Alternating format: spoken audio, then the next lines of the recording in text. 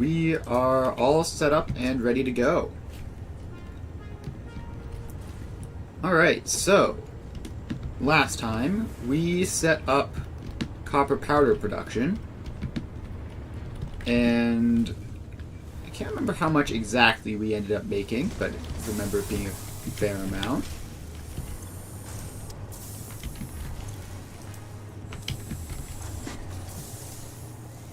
So yeah, we're not hitting full capacity on this. But we are doing more than...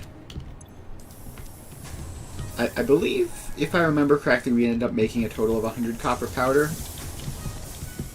So we haven't maxed out the blueprint for this, but we have maxed out the copper ingots. So we should be getting 100 copper powder a minute. Which, I don't know, maybe. Don't know how many minutes it's been running, but seems like that might be right-ish. Alright, so then the next step is going to be getting all this stuff set up and turned on. So I have thermal propulsion rockets there. I have nuclear pasta. I have magnetic field generator. And what was the last one? Just have to get anywhere into this. It was like assembly director systems. Did I make these, or did I just make the adaptive control units? I can't remember. I think I might have just made the adaptive control units. So we're gonna have to make a blueprint for those as well. But it should be relatively easy to do.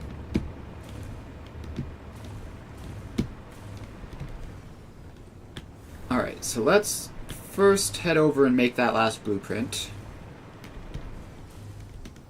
It's going to be down here somewhere. Yes, there is the blueprint machine.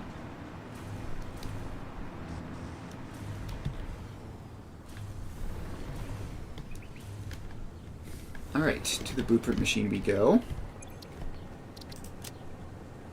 And we load up a box shell. Ah. I've made a critical error. I've loaded up a blueprint where I am in the wall.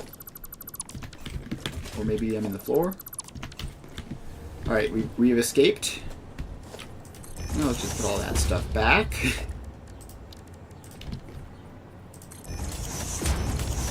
Alright. And I believe...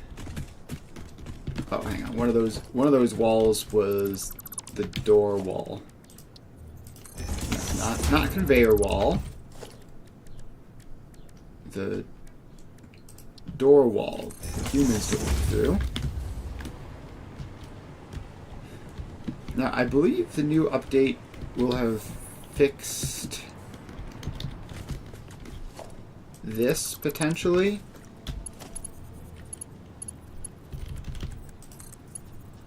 So if we just replace that, because I think it was broken last time. Pretty sure it's specifically this one that wasn't working. Let's try doing that, but more importantly, let's just make the actual blueprint we're working on. So it should just be as simple as a manufacturer, which takes two inputs, or it's probably not a manufacturer, it's probably an assembler, right? Yeah, it's going to be an assembler, obviously.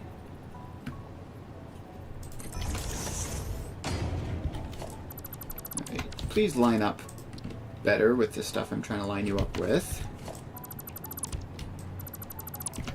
Alright, so we take that out. And, I don't know, something like that. And then belts.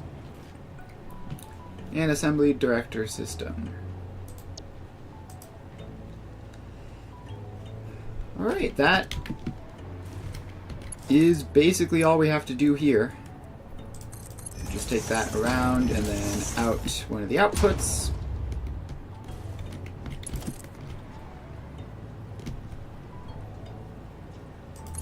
And connect it into a power pole.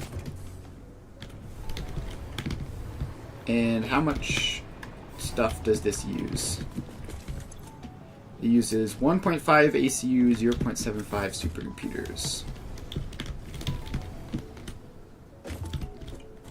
Wait, I just realized I don't know how many it makes. Assembly director system. 1.5, 0.75 to 0.75. Assembly director system.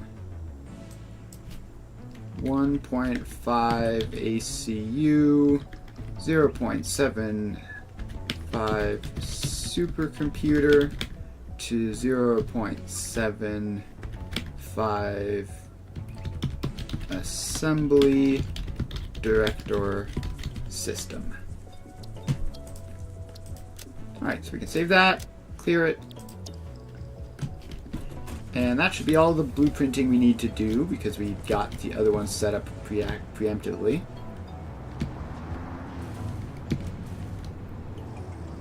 So now we just need to go through and place the blueprints and drive the tractor routes.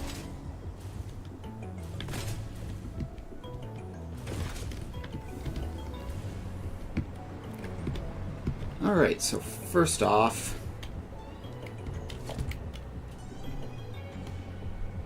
we need some floor tiles for truck stops.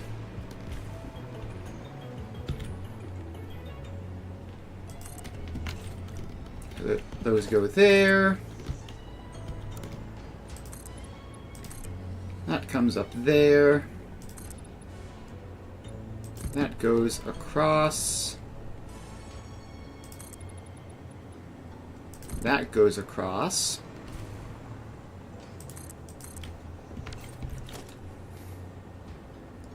And the last couple of floor tiles.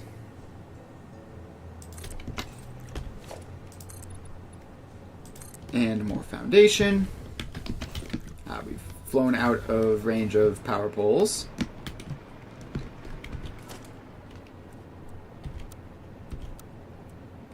Alright, truck stop. Probably 2 truck stops are going to be needed for whatever it is we're doing here. I haven't even decided which thing that I'm making at the moment.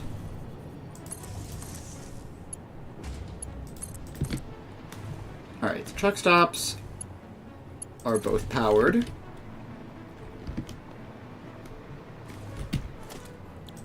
Then, let's see, thermal propulsion rocket takes 4 inputs to 1 output. Let's do... Let's see, nuclear pasta is 3 inputs to 1 output. Let's do thermal propulsion rockets first. In you go.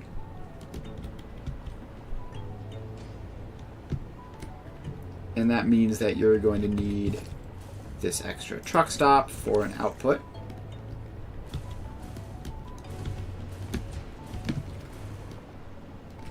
So, thermal propulsion rockets are modular engines, turbo motors, cooling system, fueled frames.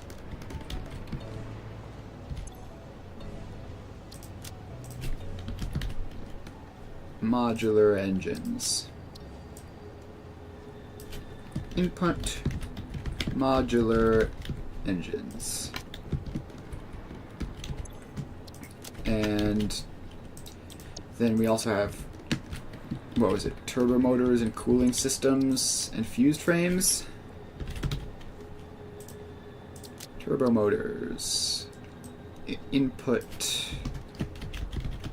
turbo motors.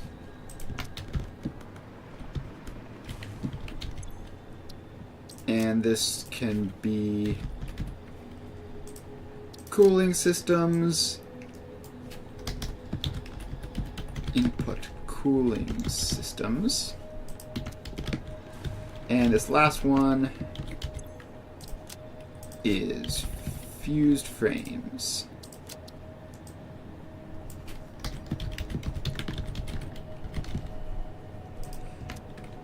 Alright.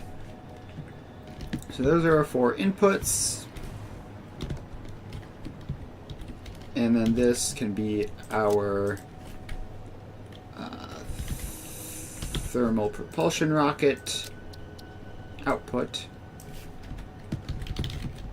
Thermal propulsion rocket.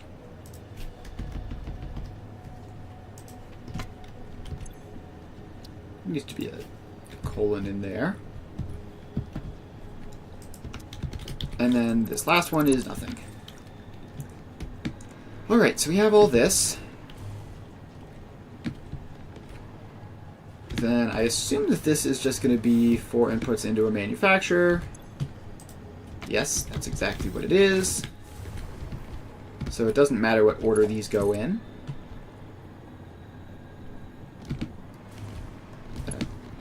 Oh, did I just grab the wrong side there? Yeah, so I have to grab one of these outputs.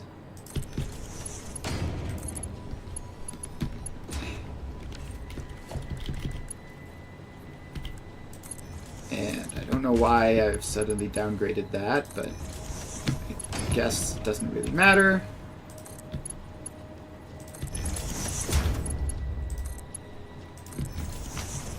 Alright. 4 inputs in, and the output, which, gosh, I don't even know which output it is. Let me check. It's neither, because I forgot to hook it up. Alright, it's the far output.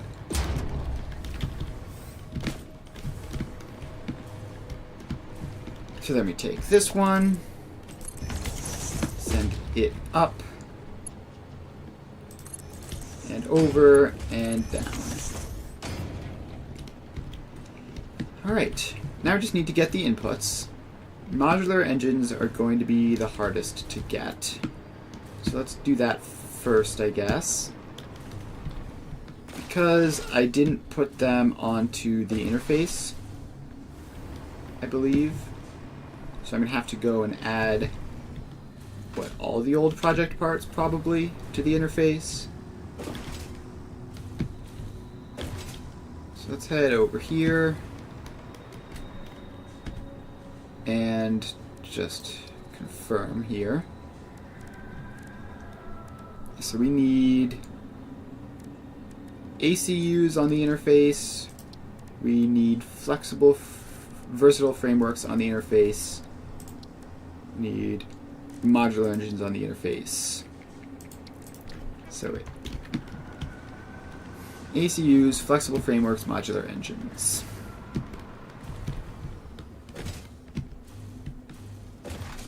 So let's just add 3 more rows down here.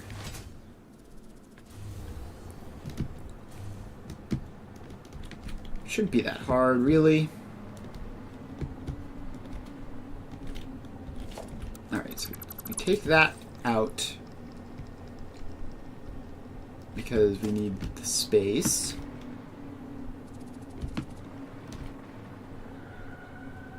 Then this goes there. Is that lined up properly, or is that like a bit too high?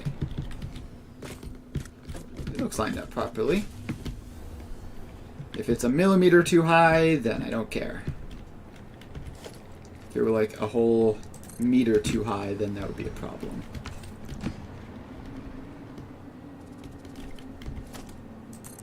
Alright, so then we put all of that in.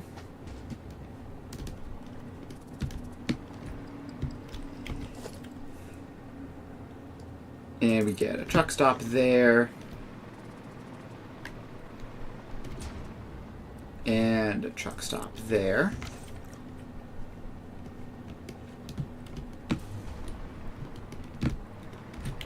And then we have to do more of this. just a little bit more.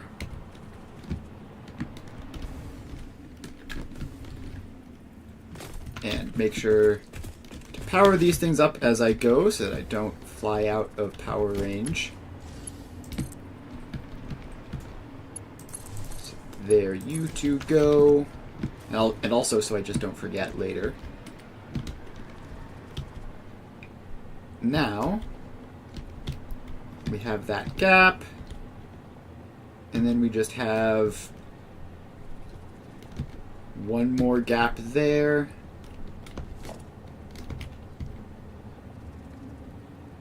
And build mode default so I can align it properly. I think it's supposed to be aligned like this.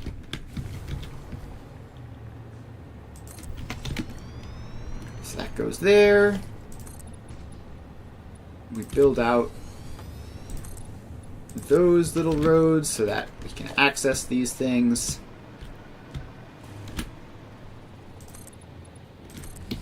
And build out that one.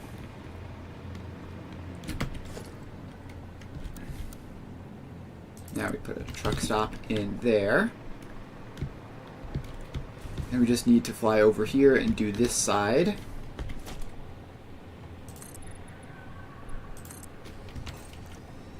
So that goes over. That goes over. And we do need intersections at the end for things to turn around at.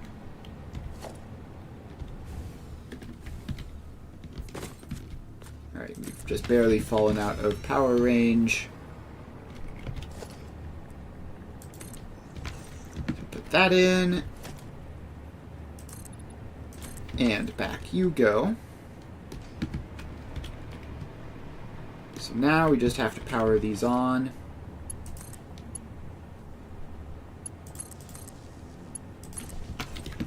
Alright, so those are powered on. So everything here is powered on and functional. So I just need to give it the labels.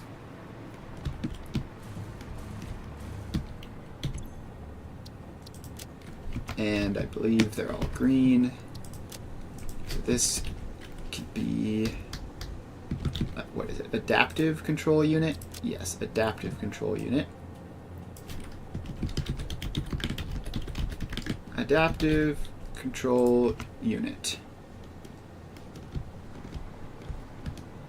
And then we have this one, which can be versatile framework.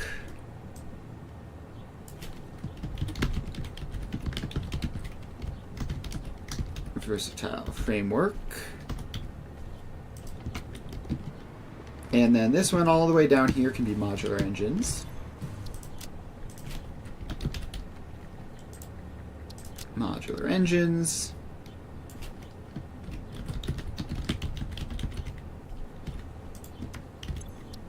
Now these need to be green,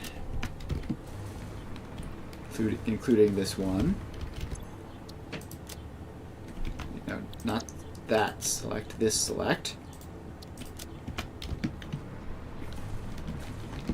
Now we have to come back here and technically we didn't need that extra one because we had a spare truck stop in that one, but it's fine. Doesn't really matter. Just taking up a tiny bit of extra space, more than we need to. Not going to hurt anybody.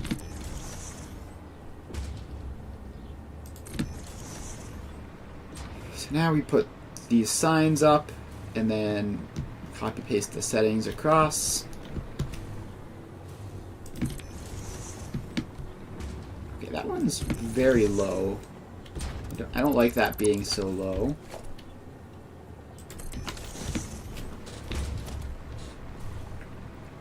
Alright, then this one.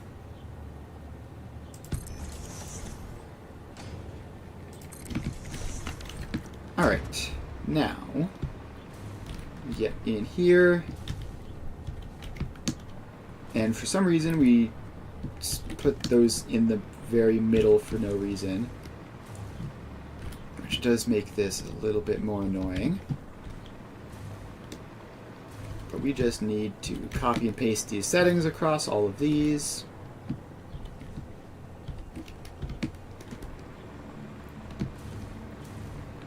And then drive some truck routes.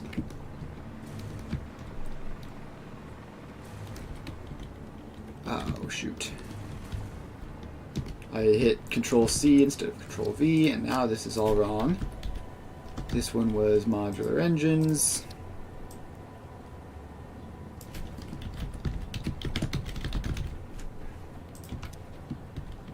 Now we copy-paste that all the way across. And one more goes there.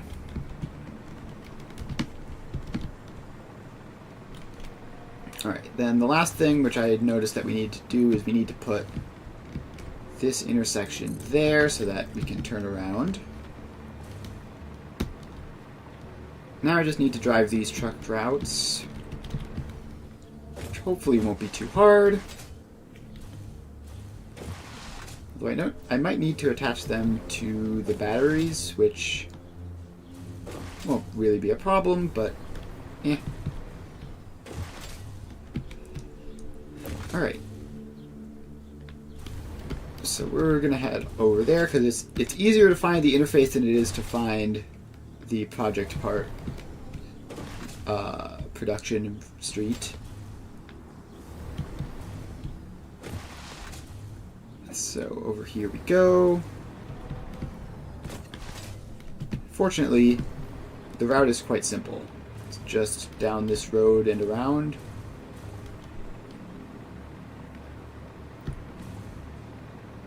Although, it's actually not so simple because the outputs are over here for some reason. There's the modular engines, there's the adaptive control units. Alright, so we need to expand out this road here so that we can access this tractor stop.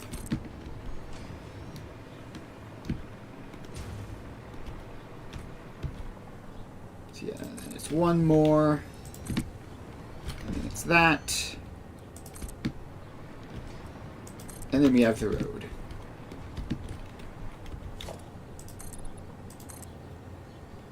Now we link all of this up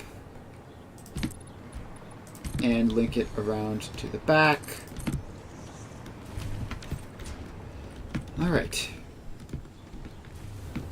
Now we just need to give these proper signs, which somehow they've avoided this entire time. So you need to be red, adaptive control units, and output adaptive control units, and then you need to be modular engines and output modular engines. Then we can just do this.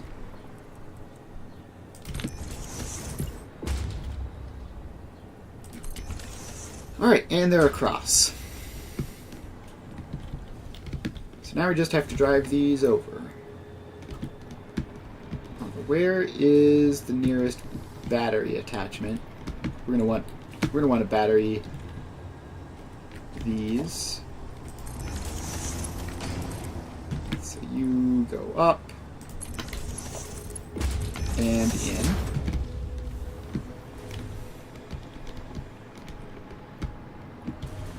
The nearest battery is right over here. So let's bring that along.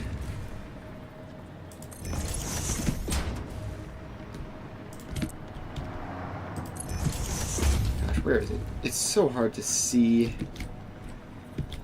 the floor holes from here. Ah, there it is. It's the same color as the ceiling. Right.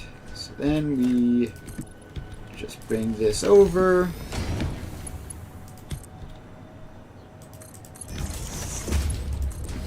And attach it up.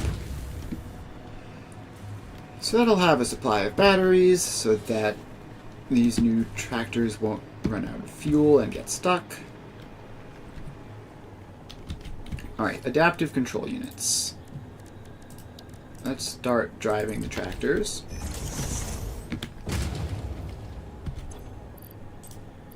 So you get a little bit of starter fuel. And is it just me, or are vehicle controls inverted now? Hang on. Is that... Huh?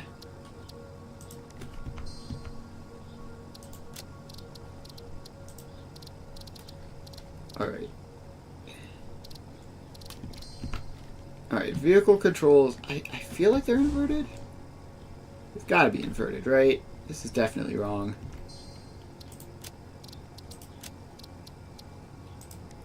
If I set that to invert look. Alright, I can't even tell if anything's changed or if I've just gotten used to it. Right, we're gonna start. So we load there, this is adaptive control units.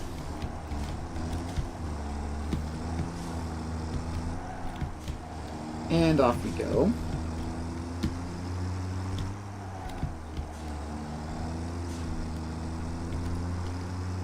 Wait, maybe this is just normal? I can't tell.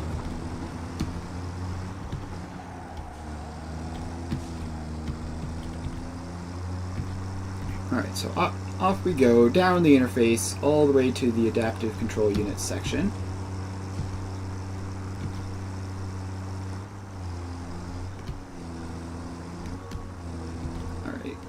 Just have to wait. That guy is out of my way, and now we can go. Pretty much full speed. Oh, something weird is happening with this tractor. Can't tell if it's like jerky or... It seems like I'm rubber banding, but that doesn't even make sense. Like, I'm in single player.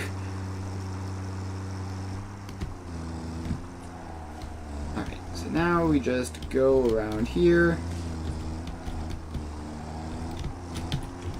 and in there, which will be where we unload the stuff.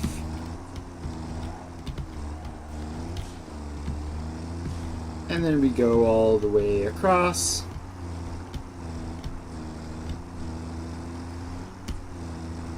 And back to the Project Part Street.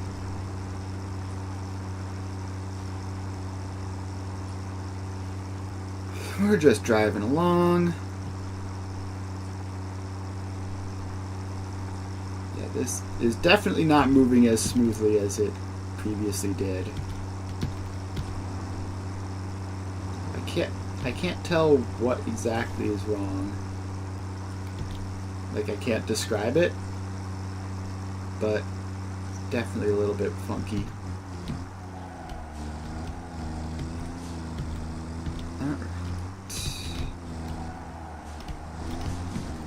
We managed to make that turn without a collision.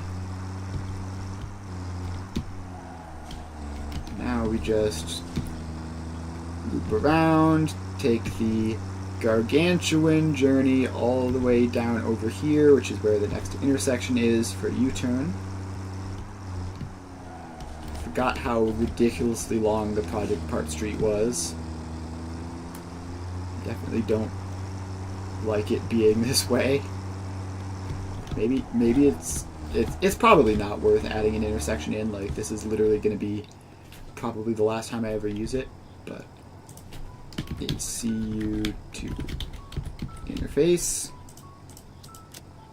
Save that. Enable autopilot, hide path nodes. Off you go. Oh yeah, okay. Definitely cursed. Alright, so that's that.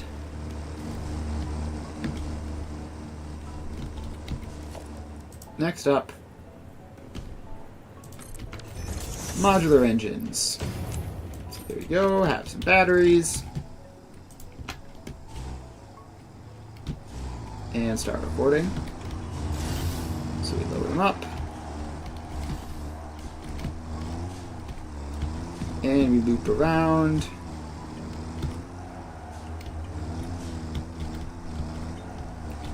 And continue looping around. Okay, yeah.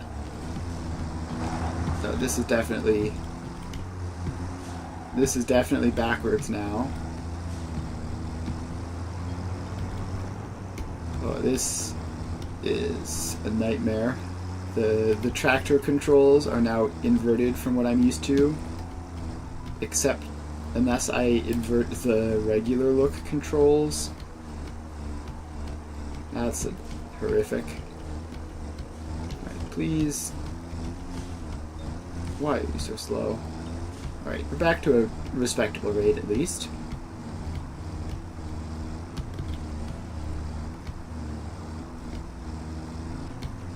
Alright, so we're driving along. Please, why are you like this? Also, the camera facing is also a nightmare.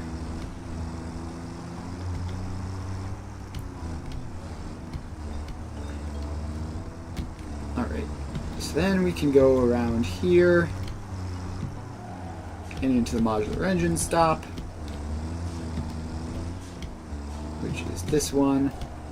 I need to be very careful to go against my muscle memory. Otherwise the camera goes completely crazy. Alright, and now we just drive along down the road, and alright, the driving is smooth now. Except for like an occasional stutter. So I don't know what was going wrong with it last time.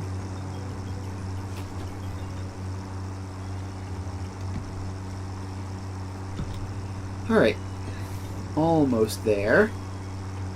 And then the versatile frameworks are somewhere else entirely. So I'm gonna have to go find them. Although I actually think they're just further down along like the main street.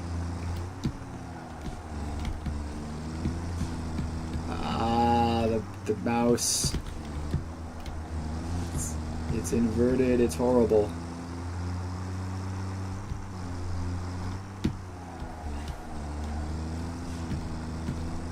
Alright, almost there. And we're also going to have to set all of those to load, or to unload on the interface.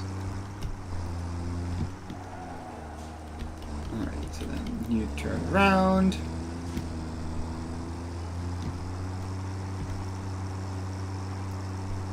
And in.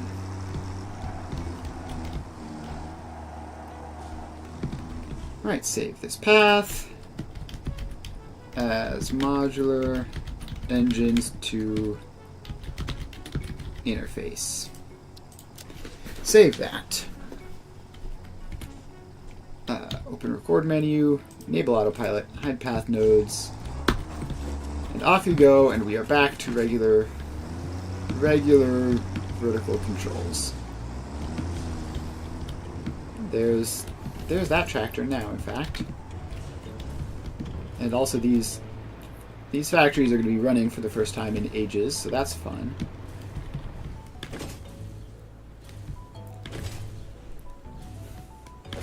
And they'll likely continue running for a very long time. Alright, so if we just head all the way over here. Yeah, versatile frameworks output is here.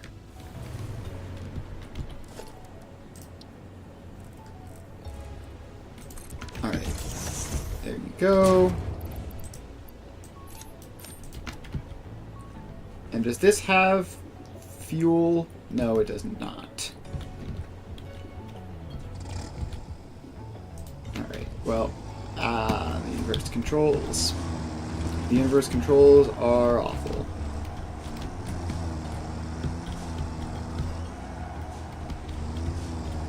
Well, looks like we're gonna get used to switching between inverse controls and regular controls.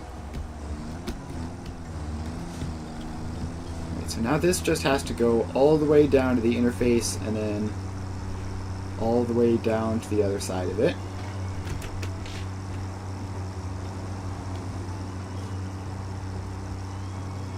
Alright, driving along, driving along.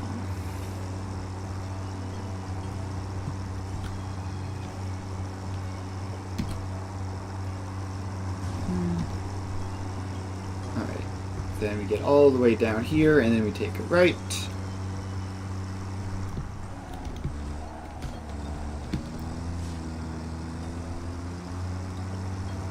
Alright, almost there. Just have to do the long straight shot and then the U-turn in.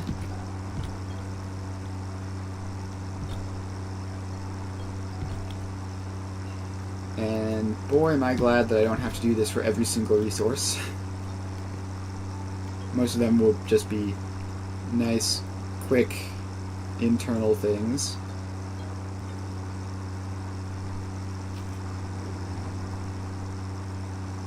Alright.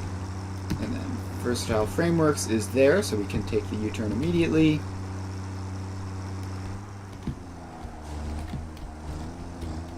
Around you go.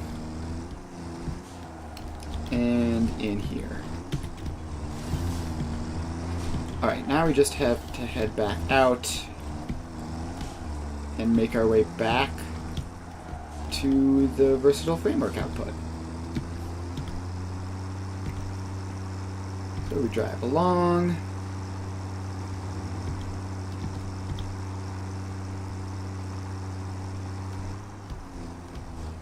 And stuck in traffic. As usual. Please. Alright. We keep on moving.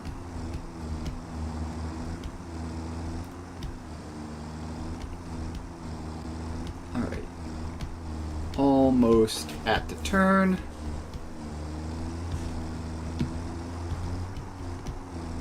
Alright. And then we just take a left here and then go straight back to the output.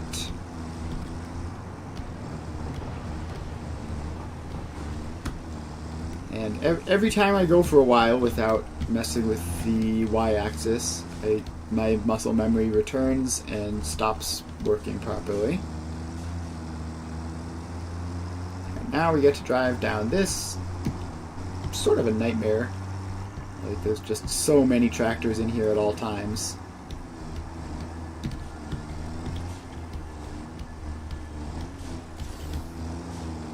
I really should, at some point, finish my project of simplifying all the tractor routes so there's as few tractors as possible.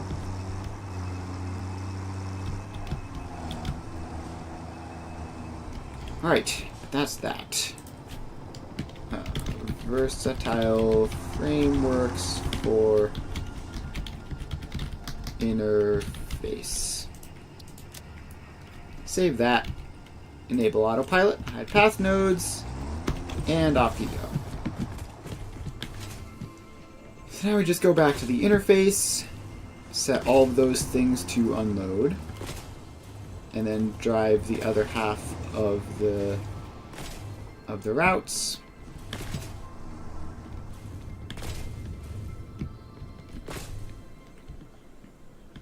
Alright. We are moving.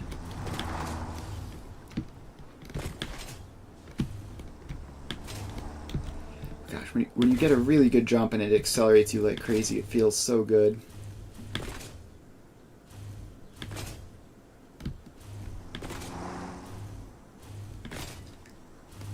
Alright, now we're over here. set all of these to unload.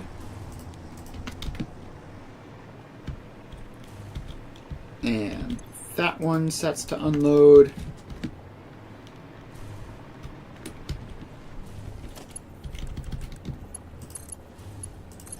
And then these belts just go across.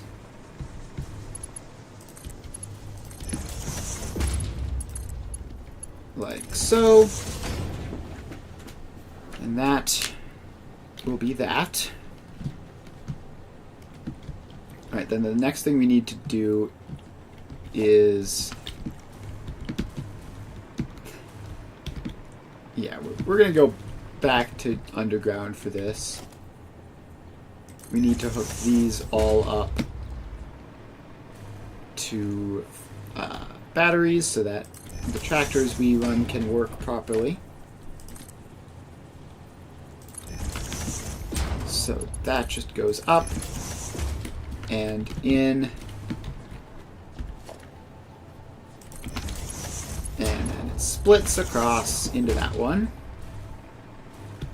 And the same thing here. It goes up and in and splits across into that one.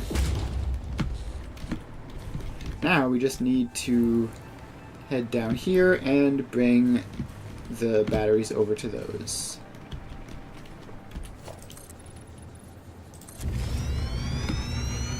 So let's do that. And that. And this does have batteries on it, right? Right. Cool.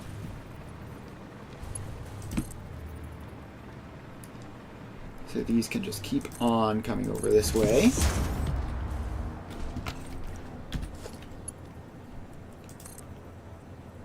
And that gets an output. And this one gets an output. And man, these things feel way further away when you're down here than when you are up on the floor proper.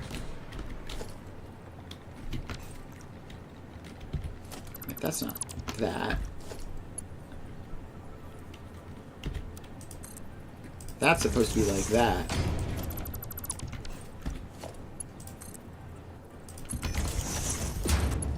It's supposed to be an input, not an output.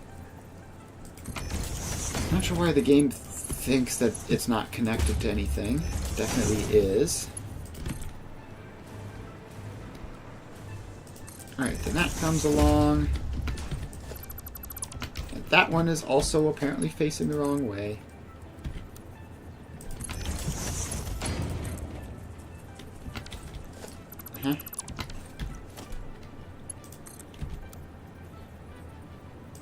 That has to be like that. And then that hooks into that. And are these batteries going to go up? I suspect they won't. What is that? Alright. Just a perfectly normal tractor being stuck. Alright, do the batteries go all the way up, or do they just get stuck here? Yeah, they just get stuck here. Okay. Right, it was the whole... it was this whole thing again, wasn't it? So I'm going to have to replace those. And replace that. And yeah, now it's working just fine.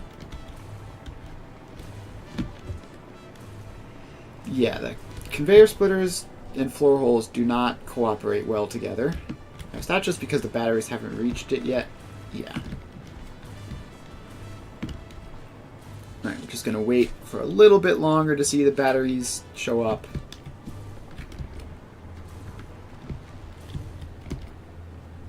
And there goes a battery now.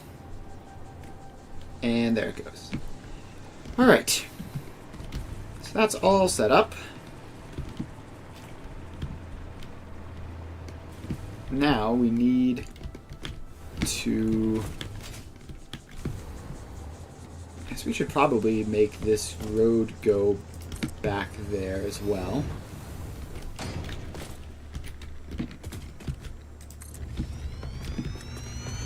so we're building a road just so we can spend less time on the interface itself. Doesn't need to be that crazy of a road, just a little bit of one. Alright, now we go all the way back here. And we figure out what we actually need for this exact instance. I didn't bring the signs across. So let me do that. You get a sign. And you get a sign. And you get a sign. And you get a sign. Alright, so from the interface we need modular engines, and then we need 3 things just from this general area.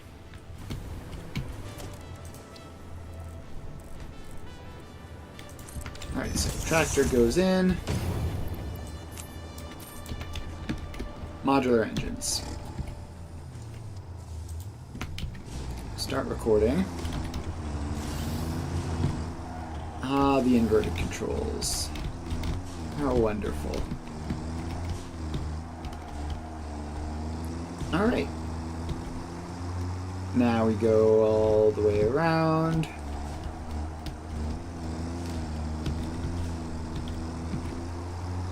Alright. Take a right. And just have to go all the way down to the interface for our modular engines. Assuming I haven't made any horrible mistake. This should be relatively easy. Okay, don't get hit by an oncoming tractor.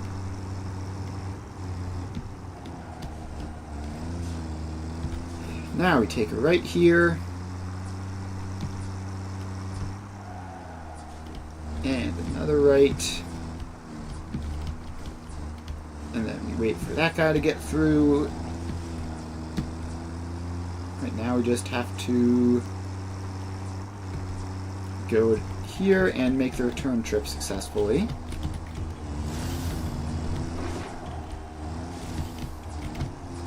Alright. And we do a little U-turn here. Alright, all of the hard part should be over now. Just have to make our way back without any shenanigans. We just have to get through the more populated parts of the city. Right, then we take a left.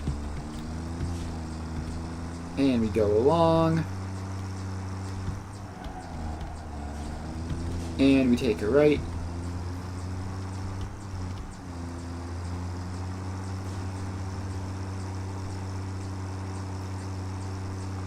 Alright, now we just have to go all the way up here. And there we go.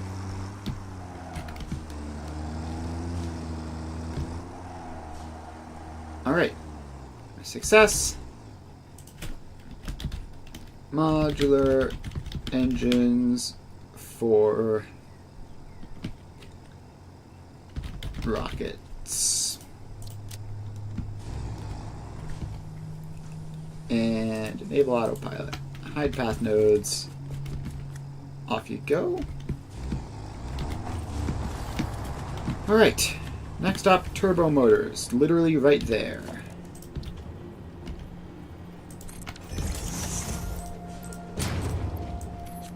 Alright, give you some fuel.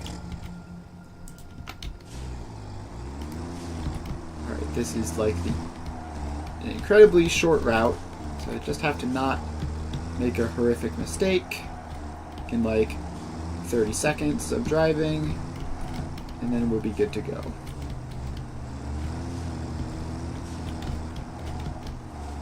Right. Reload from that one. Then we go around. And take a right. And then we loop around. And back in we go. So this is turbo motors for rockets. Enable autopilot. Hide path nodes. And off you go. Next up, cooling systems. Alright, where are the cooling systems? Are they, like, over here? I don't fully remember their exact location. Is this them here, maybe? No, that's the copper powder. That's the fused frames. I think that's got to be them off in the distance. Yes, that's them over there. Okay. Cooling systems found. They're just way down the street.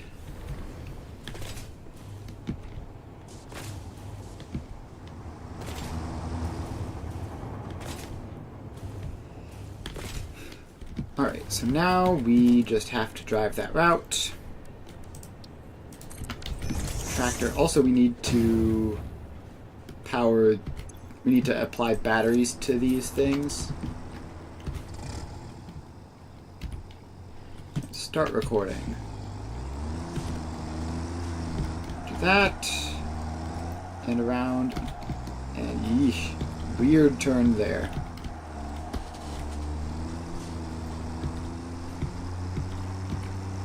Alright. Now we just have to make our way all the way down to the cooling systems and back.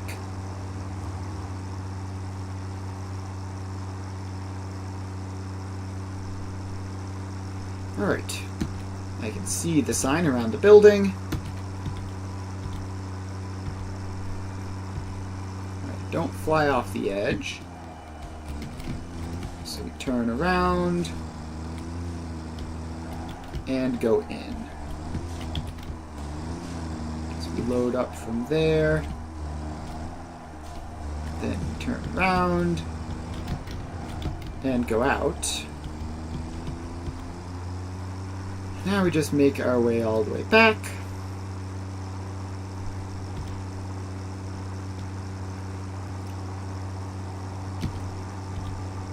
And almost there.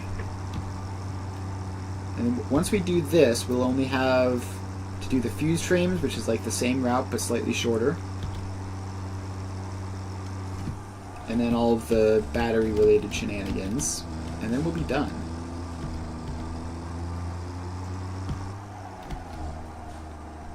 Alright, so this is cooling systems for rockets. Save that. Enable, hide nodes, and off you go. And finally, the fused frames. So you go in and start recording.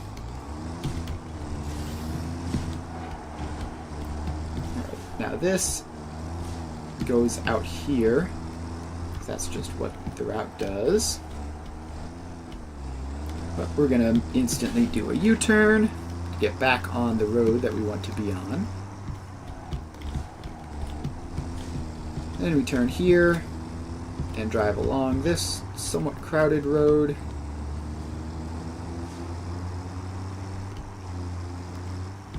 There's the fused frames right there, so we're going to take a U-turn at this next opportunity and go in.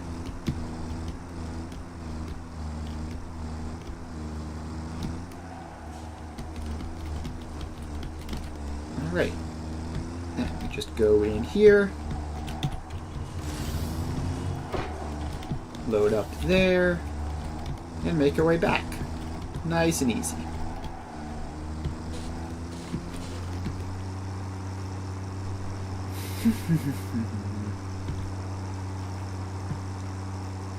Alright. Almost there. Just past one more U-turn. Alright, U-turn here, and we'll be in.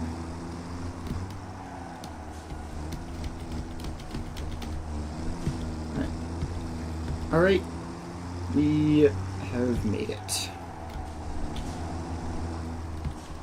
So we save this as fused frames for rockets. Enable. Hide. And off you go. So now we set all of these to unload.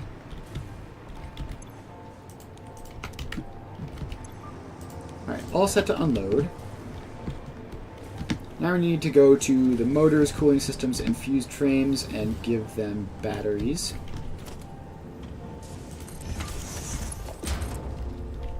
Wait, this is not the side that the fuel goes in. Fuel goes in on this side, obviously.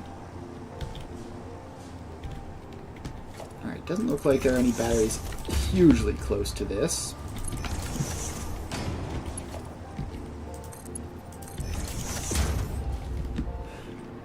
Alright, so let's drop down and see if we can find the batteries.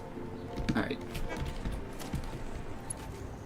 Start by putting that in.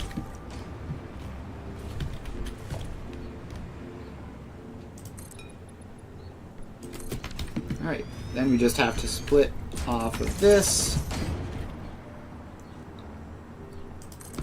and bring it over.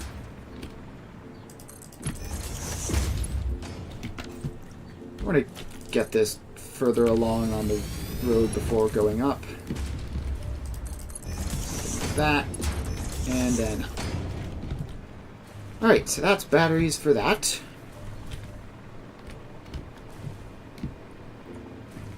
Alright. Turbo motors, batteries, check. Next, we have... fused frames, which are all the way over here. Possibly very, very far from batteries. Yeah, there's just nothing in this entire vicinity in terms of batteries. We're gonna have to go all the way back here to bring them over. Okay, well, let's set up the floor hole and everything first so that I can actually see where I'm going.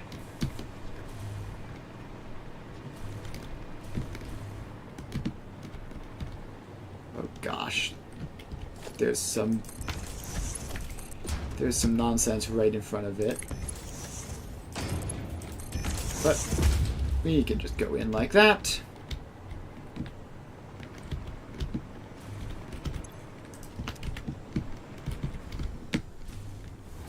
Also, the fused frame production hasn't filled up this storage container, which means it's not actually going to produce anything for the moment, which is very awkward. Turbo motors might be the same, actually. Not sure. It does seem a little suspicious. Maybe it's not going at full speed. Alright, so now we put that in, and then we turn around and start bringing the batteries along.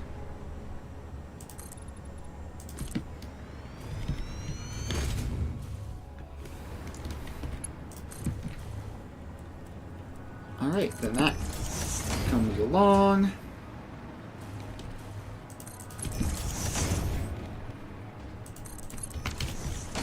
And keeps going. It's quite a bit of a trip.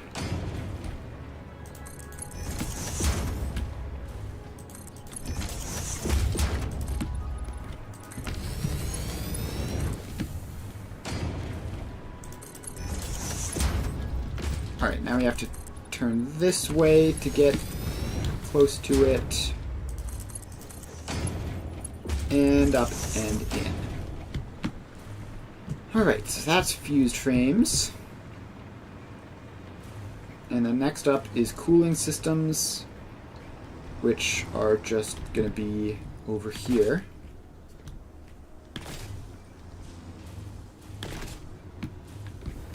Alright, so let's get this one in.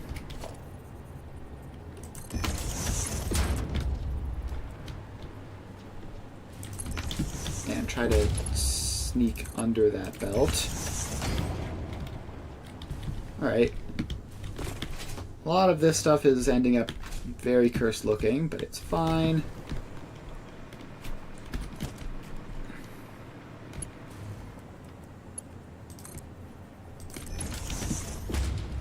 Alright, so now that's in, we can bring the batteries over and see where we're going. So that goes along there. Pop the splitter on.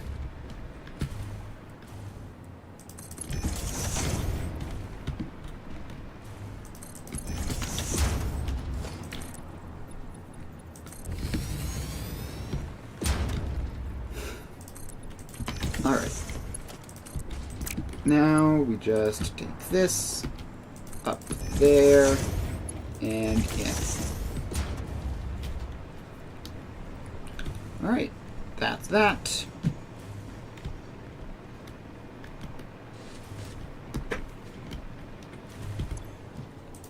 Yeah, cooling system's also still working on filling up the personal storage.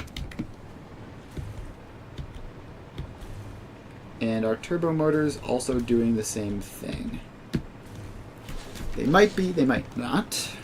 Let's come over here and check.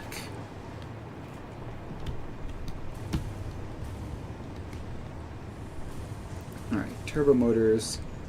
Yeah, that doesn't look backlogged to me.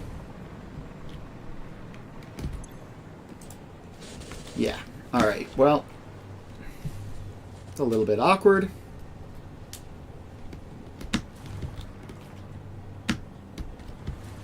So we could get started on producing these now by swapping the smart splitters over to focus the other thing. Or we could just leave it and say it's fine, we're going to be spending time setting up nuclear production. So like, it's not actually super urgent to get the next tier through. Yeah, as long as these are going at 100%. We can go off, set up nuclear production, and by the time we come back, this will all be probably either properly working or at least much closer to it.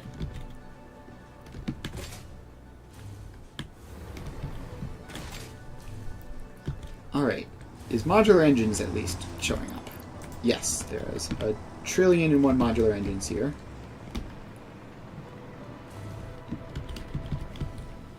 So we need to just hook this up to a power pole. What do you mean no power?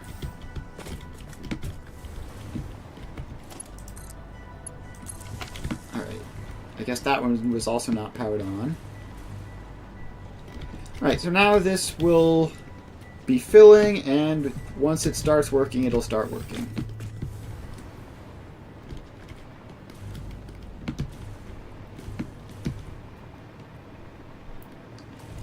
Alright, so that will take ages to get set up. And then once it does get set up, actually, how long will it take to run once it does get set up? 1 per minute, and we need 250, so that's 250 minutes, which is like 4 hours. Okay. That'll take a while. So yeah, I think in that case, we are going to swap the smart splitters over. So you can go overflow. And do the same for the other two, and that way we'll start producing our thermal propulsion rockets, and we have probably enough of a stockpile to last us a good amount of time. Like, we're probably not going to be using literally 1,000. Like, what we have 200 of those, another one in the thing, another 200 in there. So we have like almost 500 fused frames. That's probably good enough to last for ages. So you can go left any center overflow, or... Huh? How is this even working? Were you set wrong to begin with?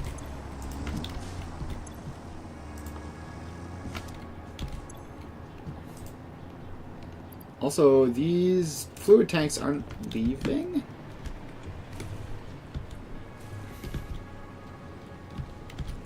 Alright, this is really supposed to be center any left overflow. I don't understand why it was like that to begin with.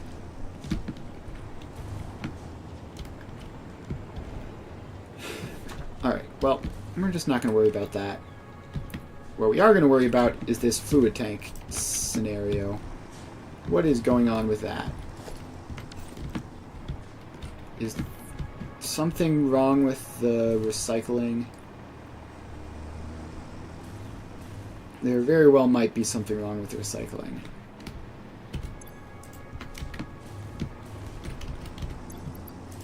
Alright, so that's the nitrogen output, so that's fine. It's expected to be filled. What about this?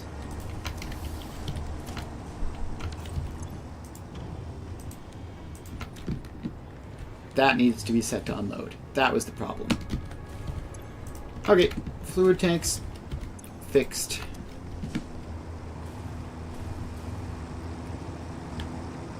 Alright, so now that that's set to unload, that should be fine. It's always nice to be able to fix a random unrelated problem before it actually becomes an issue.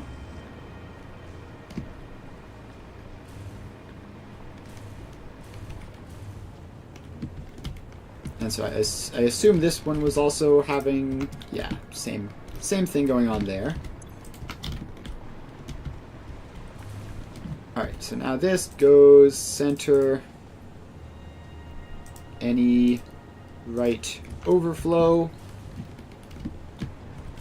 And now our cooling systems will go primarily into the factory. And we're going to have to set those back at some point, because otherwise it'll take like 1,000 years before we have any more in our inventory. But for now, it won't cause problems in the short term.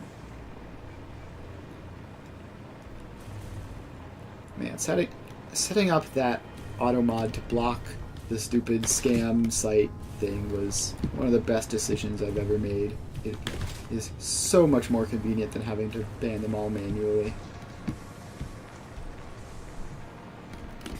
Alright, so this... I mean, it'll still take some time to get set up because they have to, like, fill in all the truck stop buffers and everything. But this should start working soon, probably.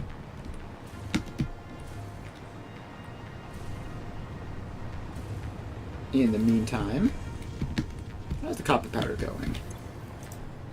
Pretty well. Alright, so then let's set up nuclear pasta. Which, if I remember correctly, is fused frames and RCUs and copper powder. Alright, so that's going to be 2 truck stops and 1 building.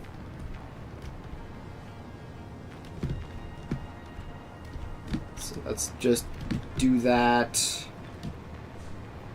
Let's see, where is a good spot for that? Over here. This seems as good a spot as any.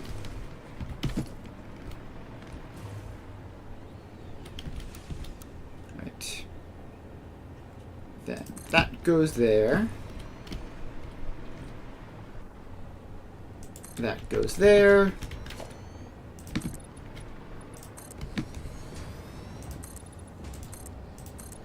And that all comes around as it usually does. These get put in and build no blueprint.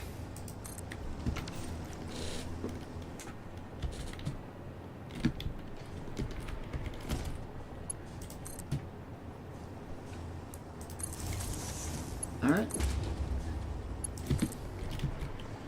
So then those get powered on. And now we just have to do this half of it. So that gets a blueprint there. We'll put a tile here, although we're not going to be using it.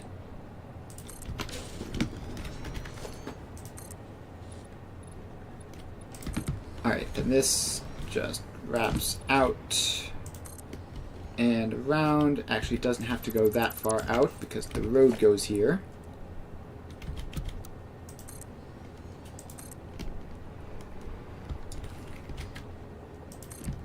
Alright. Then this... Yeah, wait, no, it doesn't go that far back. The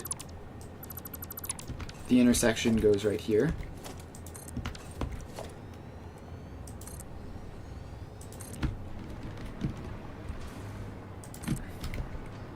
Alright, there we go. And there we go. Alright, so that's that. Now we need to put in the nuclear pasta blueprint.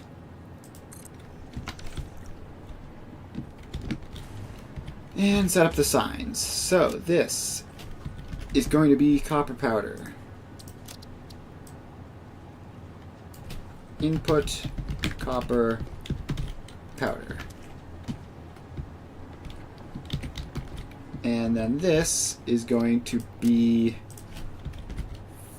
fused frames.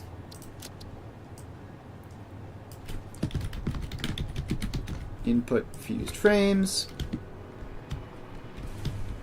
And then this is going to be radio control units. So input RCU. And then this last one will be output nuclear pasta.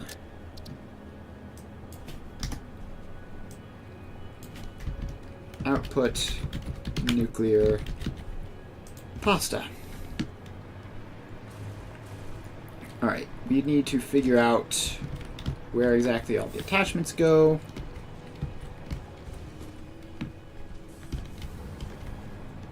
Alright, so 1 and 3 make the pressure conversion cubes. So copper powder is input 2, and the other 2 are interchangeable. Alright, so then that goes there. Boy, this is a little bit cursed. That goes down there. That goes. These can be Mark 1 belts, it doesn't matter. If we're ever using 60 a minute of these, I'll be very impressed. Considering we need to use like half of one a minute. Alright, that actually should probably extend higher up just for the nuclear pasta output being easier.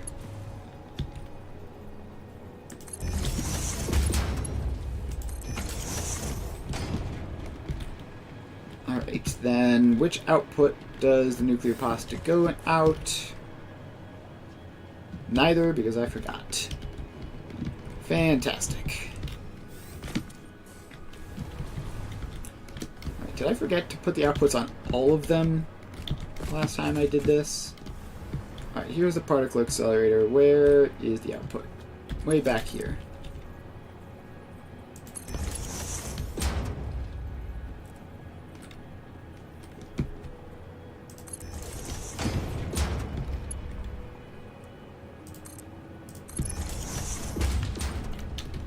Alright, then we can just put this in there.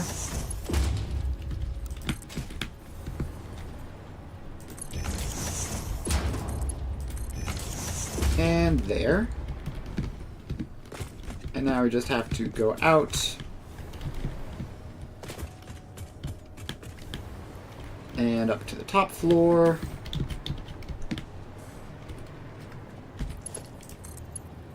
Where down you go. Alright. So that is that. Also looks like I forgot to put a power pole in. So let's do that real quick. If I were ever intending on expanding production of this, we would have a problem. Alright, so that's that. And then the last output comes all the way out and into the nuclear pasta. Alright, now we just have to drive the tractor routes, and that'll be nuclear pasta production technically started, although the fused frames are gonna be a bit of a while.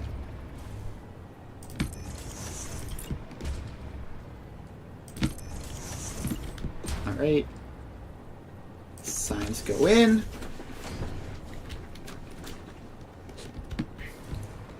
Alright, copper powder is over this way somewhere, so let's start with that. I don't know why I changed to the different category. I was in the right category to begin with. Alright, so you get some fuel. And off we go. To the copper powder.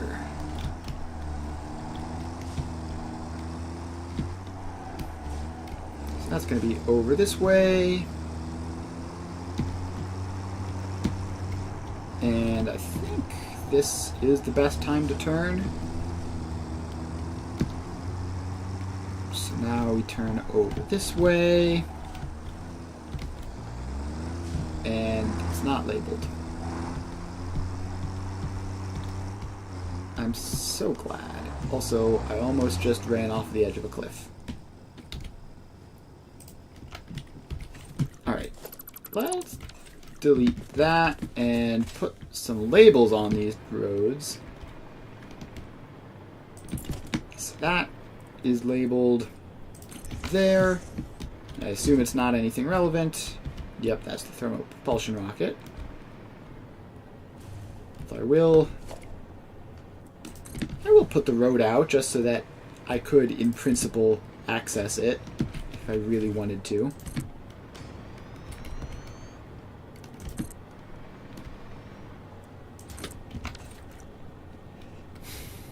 Alright, so those go in. And that goes along like that. Alright, that's that. Next, we need to label this, which I suspect is the copper powder. Yes, it is. Alright, so there's the copper powder. There is the empty canisters output, which I obviously won't be worrying about. And yeah, that's just recycling properly. Alright, let's go back and try to get that tractor route proper this time. Alright, tractor in.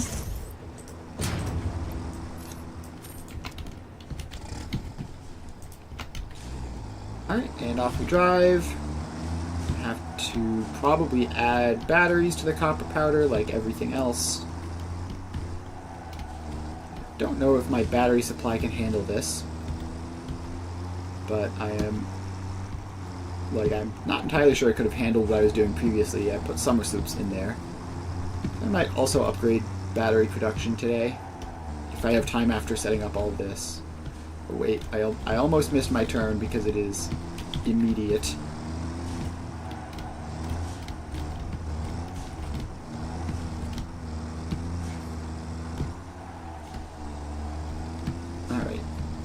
Here, and we turn around this way and make our way back.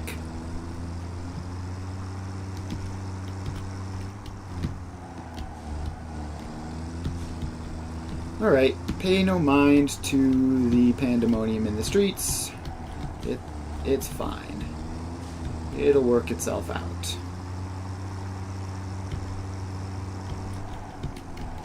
Alright, then we go back there. Save this as copper powder for pasta. Save that. Enable autopilot. Hide path nodes. Off you go. Also set you to unload. I'll do that for all of these while I'm here.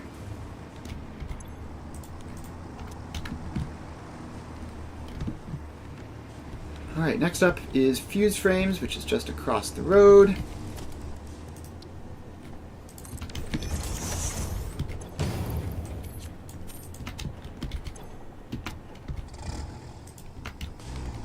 Alright, so we unload there, then we go around.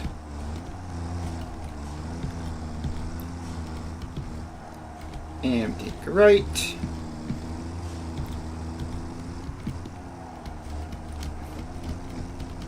And the left, and in here.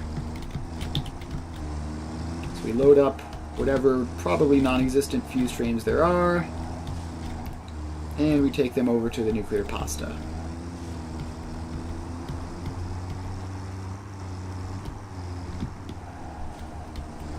Alright, then we make the turn, and in we go. So that's fused frames for pasta. Enable autopilot. Hide path nodes. And off you go. You have fun with that. And finally RCUs, which are, I think, back a street. But probably somewhere roughly around this vicinity.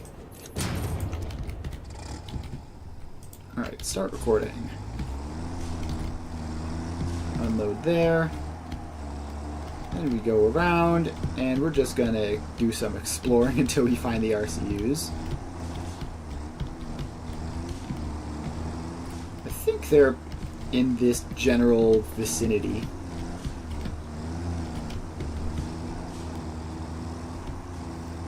Like, they might literally be right here. Yeah. That's them over there. Ah, the camera angle. Please. Please, camera angle. Alright, we're fine. This is fine. Everything is fine. I'm not gonna redrive the route for that. We're just gonna not worry about it, honestly.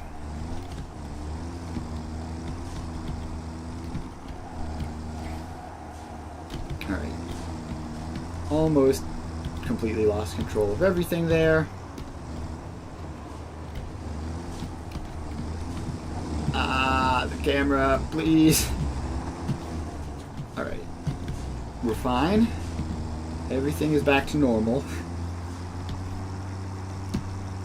Gosh, the camera angle being very difficult to control makes collisions very stressful. Alright, let's see if we got too crazy there and need to remove anything. That's a definite yes. Alright. You get out of the way, you get out of the way.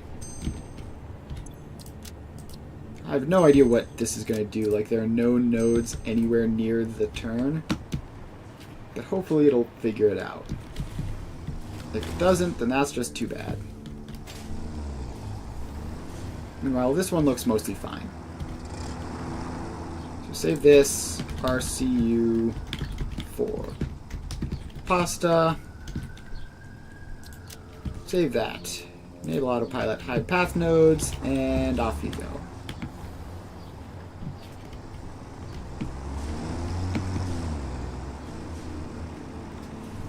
Alright. So that's that. That's nuclear pasta technically starting to produce.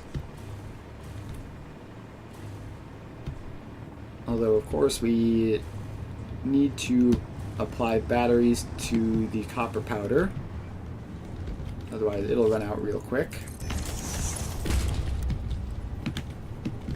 So you go up here.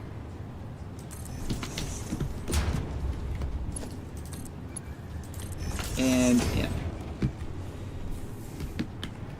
Alright, now we just have to find a source of batteries.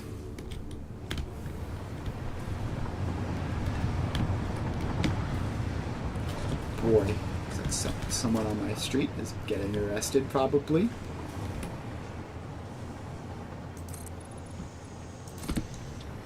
Alright, so now we just have to bring this foundation over to this general area. So that we can hook it up to that. And then we bring the battery belt all the way back.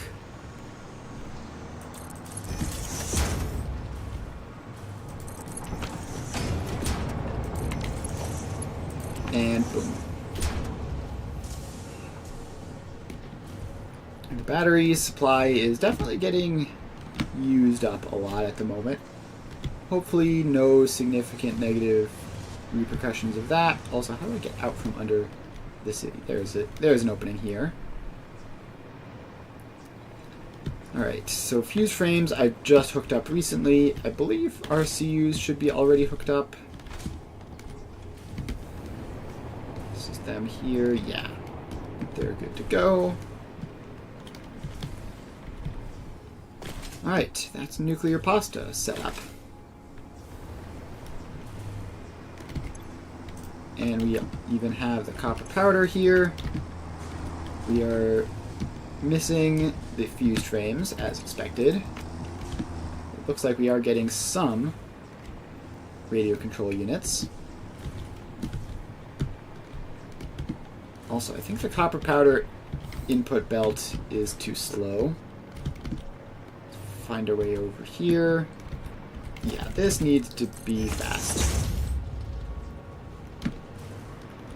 We use a lot of the stuff, so it's got to be put in on a fast belt.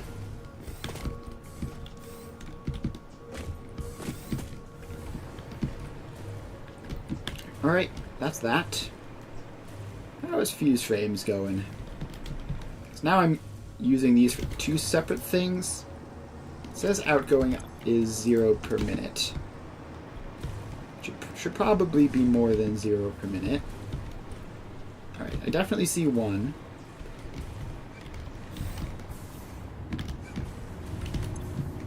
Yeah, it's 1.5 per minute.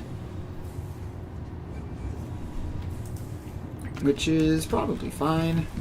I don't really have the summer sloops. I need to go back and find my summer sloops and regather them, because I know I have like 15 of them total, but I just don't know where they are.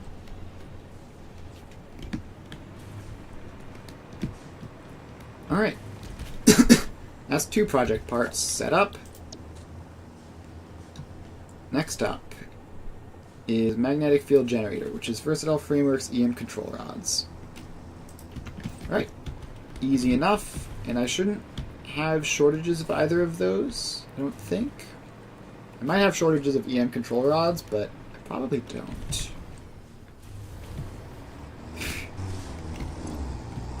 Alright. We are still behind on production for them, but it'll be fine.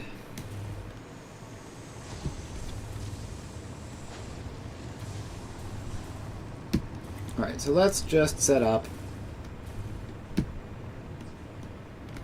here, I guess, is as good a spot as any.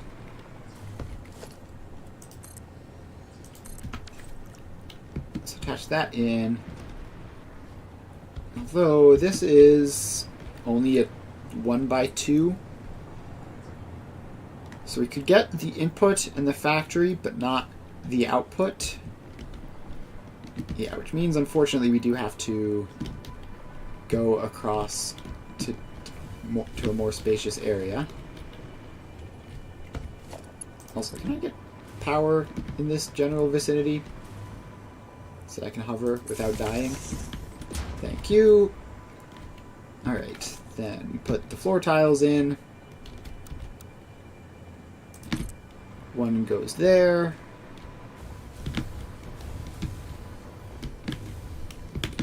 Please I was like right on the absolute edge of the power radius there. Alright.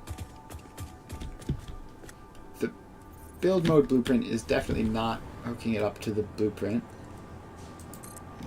Alright, so then those go in. Those are our truck stops. And they get powered up. It should give me the range I need to hover around here with no problems. Now we go back. And across either way.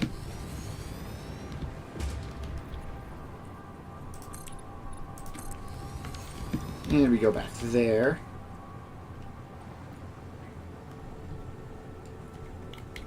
Now we need to expand this road out.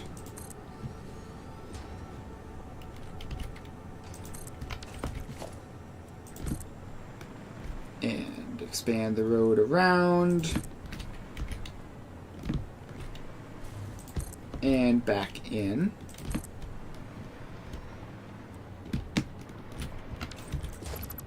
Need to get rid of that foundation there. Alright, road's all set up.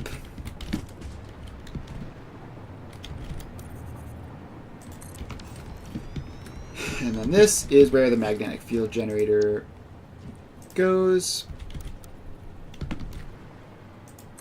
Alright, there you go. It's in. So now we just need to first power it on. And yeah, it really is that simple. And we have versatile frameworks. So that's input. Versatile frameworks.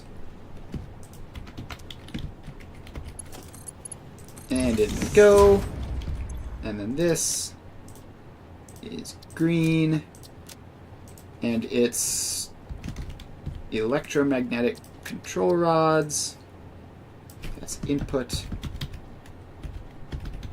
Electromagnetic control rods.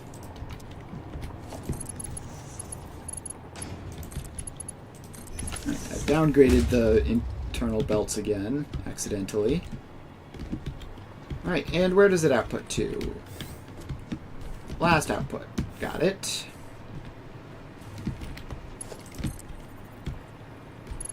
Alright, then that can just go there. And this is red. And it's magnetic field generator. Output. Magnetic field generator. Alright, now we just bring these billboards across onto the roadside. There. There. And one more. There. Ah yes, the classic electroma control rods. Let's call these EM control rods then. Just that it sort of fits on the sign. Alright. Now we set these two to load. Also nice to see my inventory is currently extraordinarily empty. Which is something that's great to see after all the inventory problems. Alright, so let's drive these versatile frameworks in. Need to grab more batteries. And not get hit by a passing tractor. I guess I could grab batteries out of basically anything. Where are these batteries? They're going in here, but not. Ah. I see. This was the one where I messed up and accidentally connected the canisters to the fuel rods. Alright, so we need to take all of this stuff out. Wait, no, is that just the regular old empty canister output? That's not the fuel output. This is the fuel output. So we need to take that out and put it back in. And hopefully, yeah, okay. So now we're getting the batteries back. So we take that out, put it back in again. And boom, batteries. Right now, we need to do that over here before this tractor runs out of fuel. Actually, how close are you now? You're doing fine. So that's this one. We take it out. And we put it back in. And then we let it fill up a little bit. And we see a battery. Take it out. Put it back in. And boom. Now battery powered. Alright. It's a fun little random fix we got, but what that means is we can't get our battery supply from there. Which means we need to go somewhere else for them. Like probably just the main battery production. Which is somewhere around here. Oh, this is turbo motor production, right? This is battery powered. You can grab some from here. Yoink. Alright. So we have those. Just need to have some batteries in my inventory to get the trip started.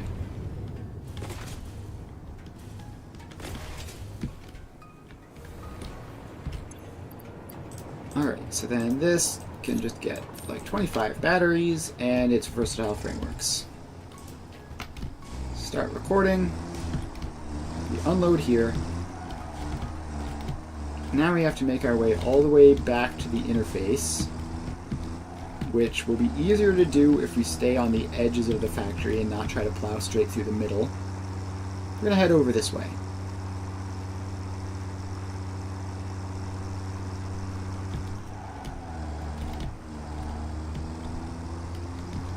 Alright, should be... I mean, it looks like a pretty straight shot, empty roads. Instantly say that, a tractor comes out of nowhere, but I managed to avoid it.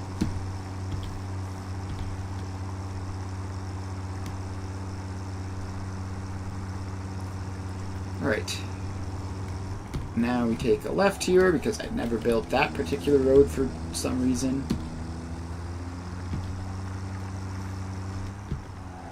And we take a right.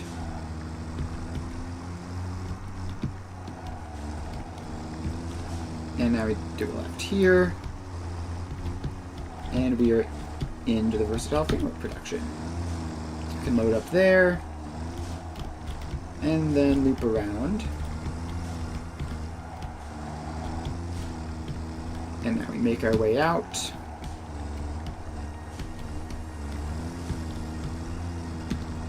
Alright. Now we just have to make it back, and again, avoid the center of the factory. It's a nightmare in there.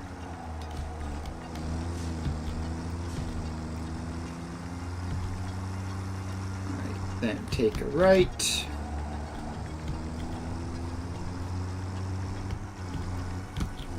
And head along this way all the way to the back, pretty much. We can follow the arrows on our left will guide us. Just have to do the inverse of them.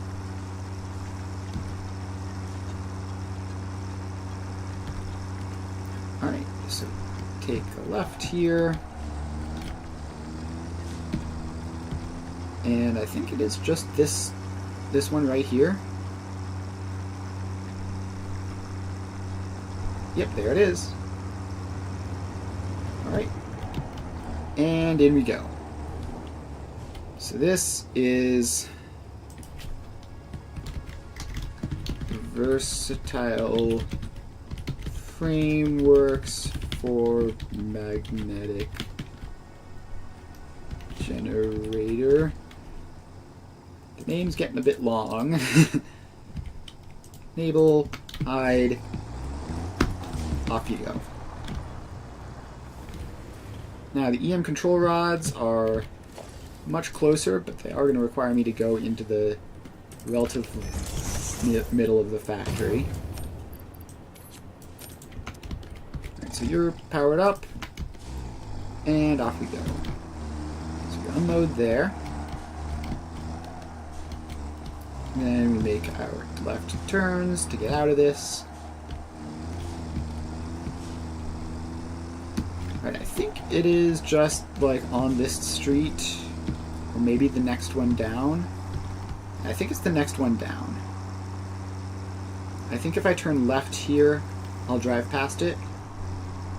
And if not, whoops. That's gas filters. Yes, that's the EM control rods ahead of us. So we just need to do the U-turn and get in.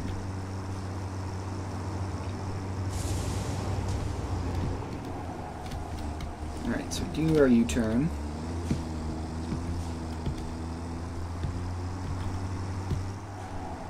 And in here. And hopefully we didn't get confused and stop at the wrong side, but I don't think we did. Right, now we just have to drive all the way down this road and in, and that'll be done.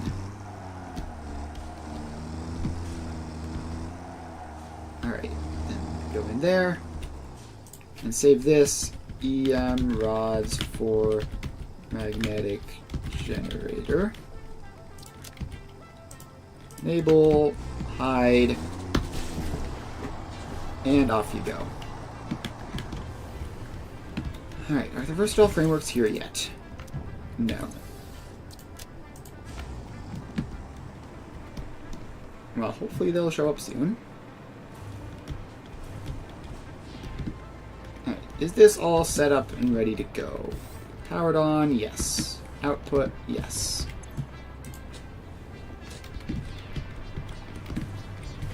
Alright. So as soon as the vehicles show up with these, then we'll be good to go.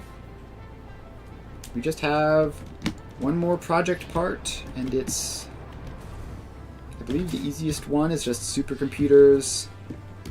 Well, I mean, it's approximately as easy as this one. It's just supercomputers plus a previous phase project part.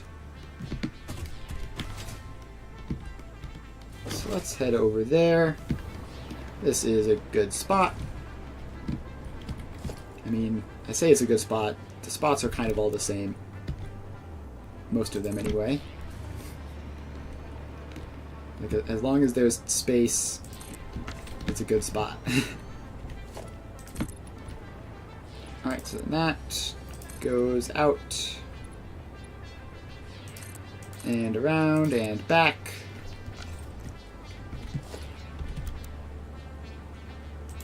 And it gets its 2 truck stops. And I don't want to go too far through the air because very, very low on drone range, on hover pack range right now.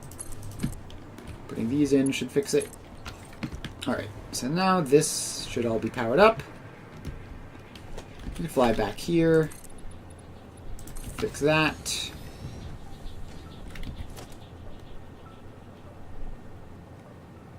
And put a floor tile in. And where are you, Assembly Director Systems?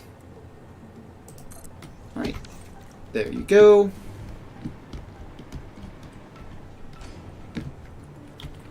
And what was it? Supercomputers and ACUs. Supercomputers. Input. Supercomputer. And you become green. And you are adaptive control units. Input ACU. And then we get an output, which is assembly director system. Output assembly director system.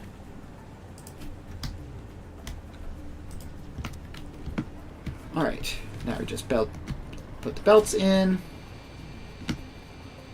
Yeah, please, why did I do that? Alright, then these get attached into those. And the last one gets attached into there. And now I have to go in and check to see if I remembered. I did. Fantastic. Alright, let's hook this up to power. Alright, now we just have supercomputers and ACUs. 2 more tractor routes and we'll be done. Also, I hear... Is this the nuclear pasta? Yeah. I heard a nuclear pasta being produced. Pretty sure that sound is just about unmistakable. Which means that this did get some fuse frames. Yeah, look at... There's one now. I mean, emphasis on one, but better than nothing, right? Alright, cool. We love to see it. Let's move on to what we are actually doing. Which is... Alright, I tried to copy the billboard. Looks like I accidentally copied a wall.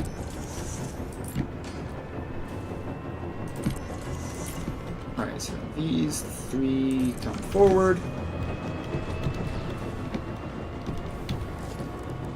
Yeah, that particle accelerator is pretty loud.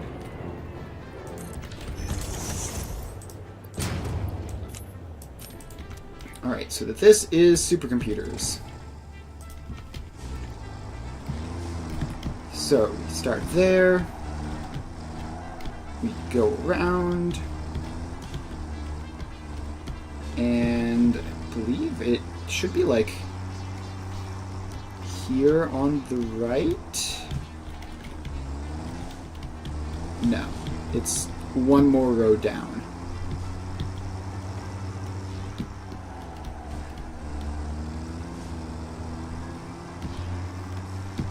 Alright, somewhere around here, yes. Right here. Go here. And here. And we load up with supercomputers. Then we make our escape. And just go back.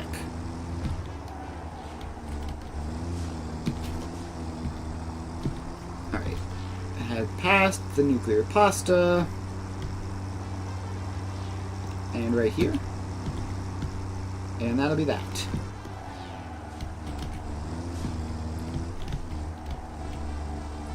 Alright. That's that. So this is supercomputers for, I'm just going to abbreviate that to ADS because it is a very, very long word otherwise. Alright, off you go.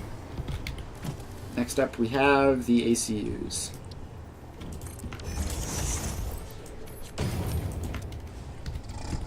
Alright, so we just have to get down to the interface for this.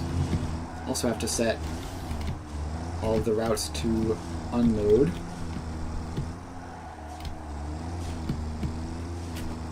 And again, it's going to be easier to stay around the outskirts rather than diving through the middle of the factory. So we're going to go as far west as we can to begin with.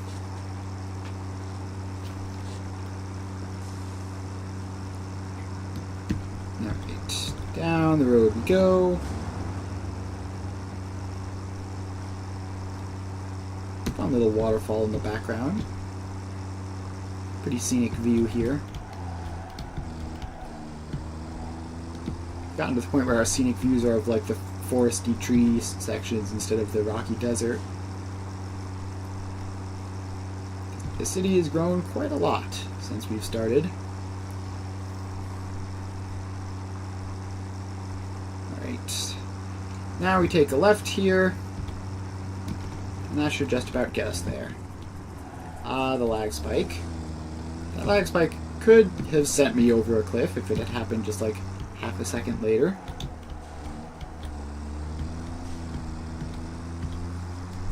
Alright.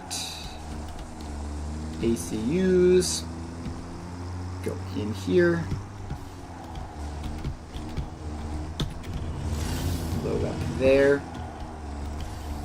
And I think I did actually load some with that click, which doesn't always happen. Alright, we're just gonna do the quick cheeky U-turn there. And now we make our way back.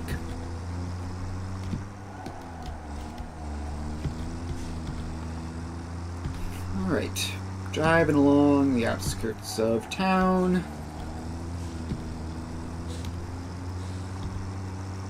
And all the way back.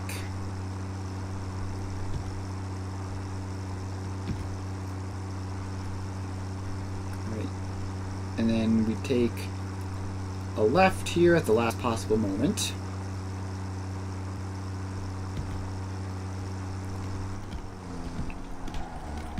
Alright, then we just drive along this until we hit the truck stop.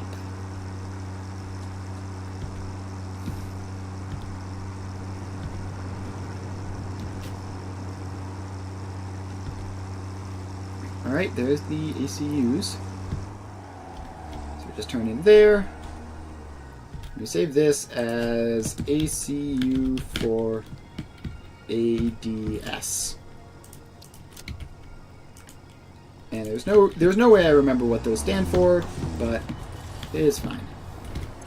Alright, then we set both of these to unload.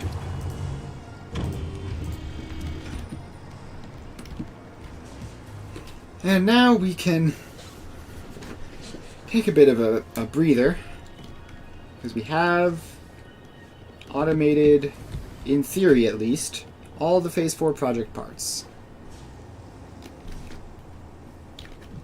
And let's see, supercomputers are here. The ACUs are obviously not. It'll take them a while for that to come back around. How is the magnetic field generator production going? That's had enough time that it might have started up. We're getting some EM control rods and plenty of flexible frameworks. So we should, in theory, have some of these. No. Why not? Oh, is it because these just went straight here? Yeah, it is.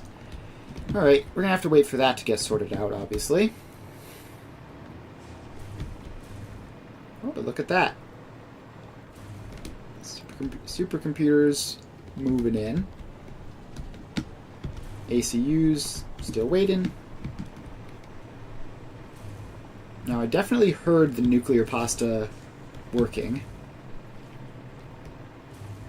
And there's one now. We have at least one nuclear pasta produced. Now, fuse trains and RCUs are both very limited. But which one is more limited? I wonder. Looks like fused frames, slightly more limited. That's fine. Should just let that get sorted out.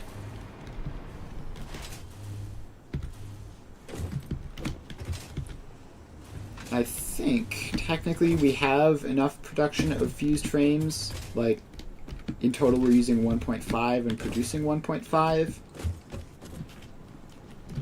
And I think everything else is the same. I think we might technically not have enough production of previous phase project parts.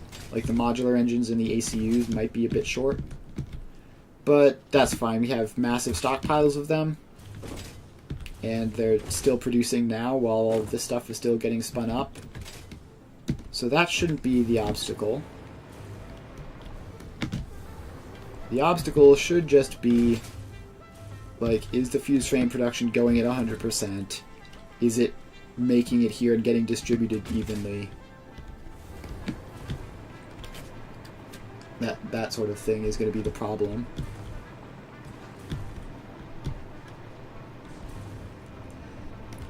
Alright, so that's magnetic field generators there. It's still going slow because it's prioritizing that output for the EM control rods instead of the right one.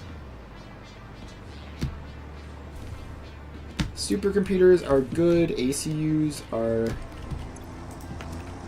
just showing up now, so this should be turning on.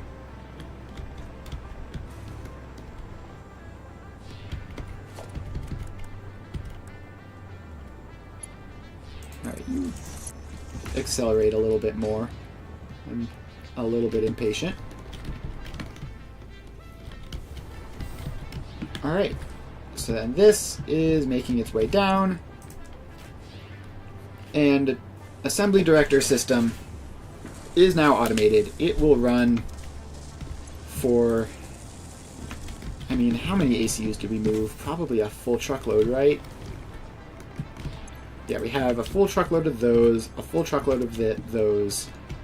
This could run for like dozens and dozens of hours uninterrupted. And we could even overclock it if we wanted. Which, I don't know, we probably do. Yeah, let's make this go burr. It's still only 2.5x. And, like, obviously we could just build more. But may as well get that started. So then this is the magnetic field generator. Still short of EM control rods, but it probably has gotten some through. Yeah, actually it's short versatile frameworks somehow. Oh, I take outputs 2 and 3 for this? Why? Why? That makes no sense. Alright, that's fine. We can fix that. Off you go, then you connect into there. And you connect into there. And that's outputs 2 and 3 connected. And the stuff remaining on the belt won't be a problem.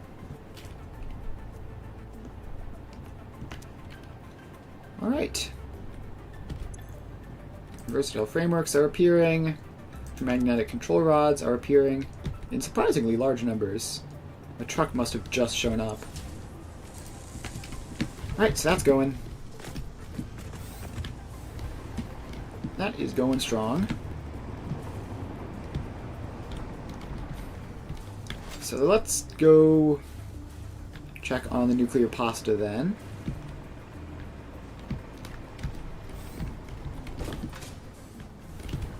So still, fused modular frames are a problem. Copper powder is doing just fine. And yeah, not terribly surprising. How long would a stack last for? One fused modular frame, it uses half of one per minute. So one stack would keep this running for theoretically an hour and a half. I can spare one stack. Because also, like, that's half the fused modular frames this needs in total to get to 100. So if you just throw those in there, then that'll be good to go. Now, I don't know about the RCU section. The RCU side of thing, it should be fine. I don't know why the RCUs are so low. Where is RCU production, and is there some problem with it?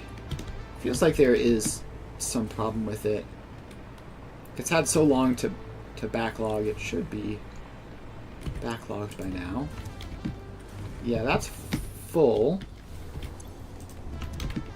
Its outgoing is 7 a minute. Oh, is it just being used for something else?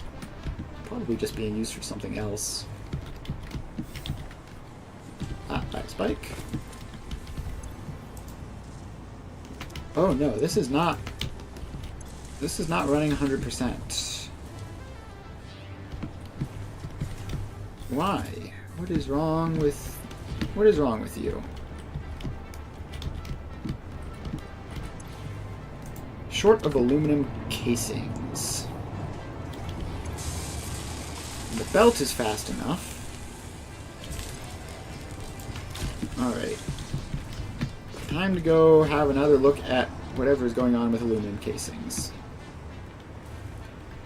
And I assume that the second floor is going to have the same issue. But probably worse. No, the second floor is fine for some reason. Okay, well, that's fantastic. Alright, aluminum casings. You are a gigantic tower, and you should be working just fine. Alright, that doesn't look like a lot. How many aluminum casings am I expecting? Let me look at the spreadsheet real quick. I'm expecting to be producing 300 a minute. That's a Mark IV belt, and it's like half. 300-ish doesn't seem completely outlandish. If we're off, not off by much. Let's check. 100% there. Oh, aluminum ingot short. Alright. Well, continue to trace the problem back. What is wrong with the aluminum ingots? Another gargantuan tower.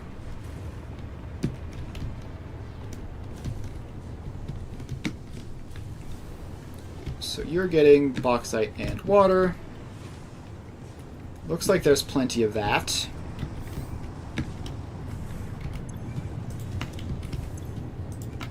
So floor 1 is doing just fine. What about the very top floor? If we just go all the way up here, this is where issues are most likely to be. So we're going to fly up here and see.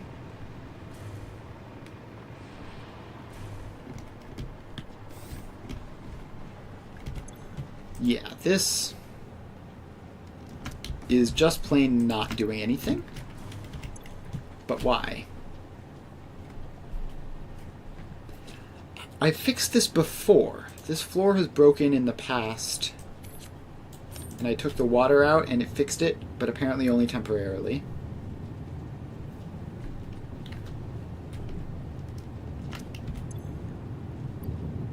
Alright, let's also take some alumina solution out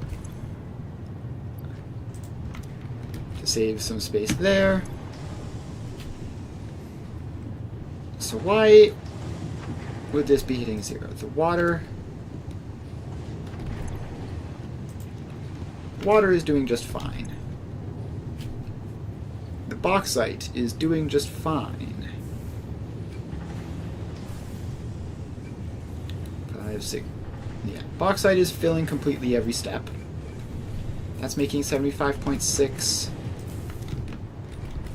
This is using 32.4. This is using 108. Is that right? 75.6 plus 32.4. 75.6. 75.6 plus 32.4 is exactly 108. So no problem on that front. Alright, it looks like, I mean, but see, the problem is, right, it looks like it's been fixed, but it obviously hasn't. Otherwise, it wouldn't have broken the last time I did this. Gosh, and the problem is, like, once they deadlock, they just stay deadlocked. And there's just no way of knowing what caused it. Right, the aluminum scrap is leaving the machine with more than enough time to spare. Is the water accumulating? It's at 16 right now. Now it's at 13.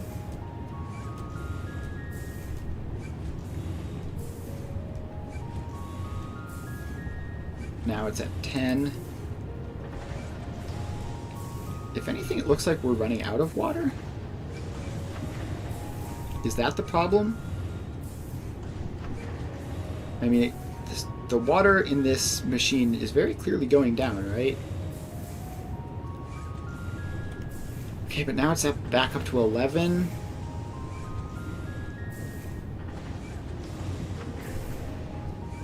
Okay, but now it's down to 8. I feel like the amount of water in this machine is decreasing.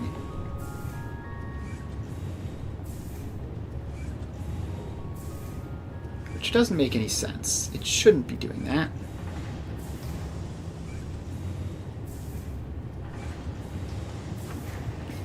No, maybe I'm crazy. Maybe it is just working perfectly normally. No, it's definitely going down. Like, it wasn't at 6 before.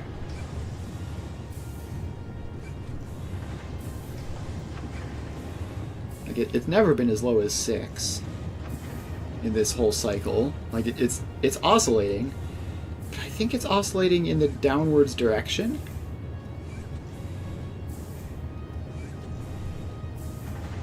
Let's see. No, maybe I'm crazy. I might just be crazy. It's producing 63 water a minute.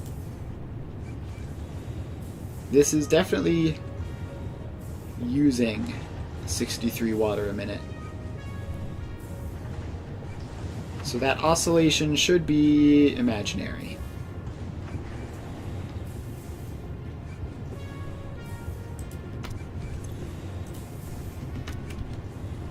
Is this machine also going at 100%? Yeah, it should be. Should be no problems here. Alright, I don't understand if there is a problem what it could be. This is the freshwater unpackager and it's just doing its thing. These machines are reaching 100% efficiency.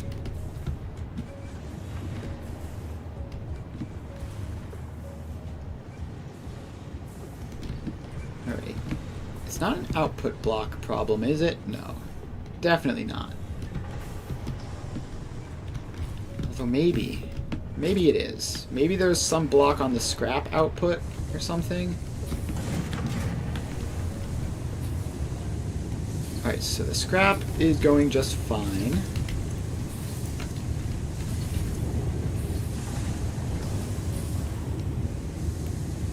And it's filling that one up first, and then it'll fill up these two. But that's fine, it is leaving the machine at an acceptable rate. And then it's going into ingots, which are also getting output at an acceptable rate. So there's not a problem with that.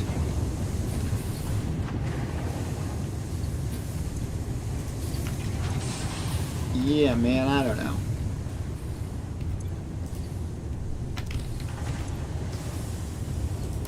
Alright, this is still oscillating around, but like, it looks like it should be fine.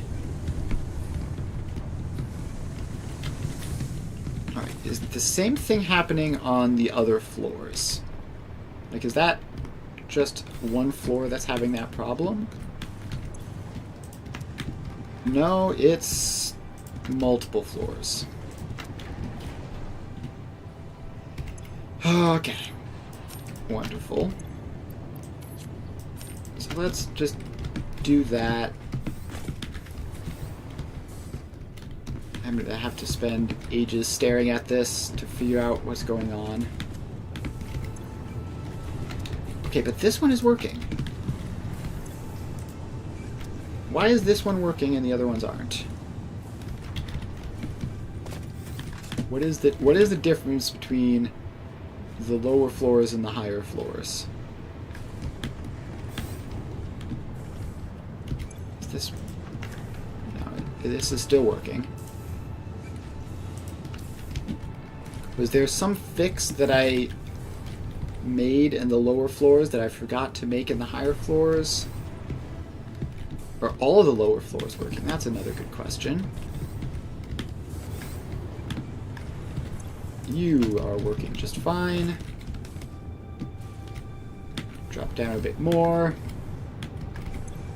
You are working just fine. Drop down a bit more. You are working just fine. And a bit more. Fine there. And the bottom floor is fine. Alright. So at the moment, at least, this is entirely functional. Doesn't look like we're having any problems on the bauxite or water inputs, which would be a reasonable thing to suspect as the problem. So let's fly all the way up to the top. We're definitely still getting enough of those.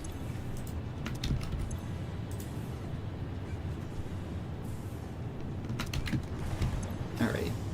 You seem to be stable. You're showing 98%. But you're going up. You're going up to 99%. You're probably going to hit 100% any second.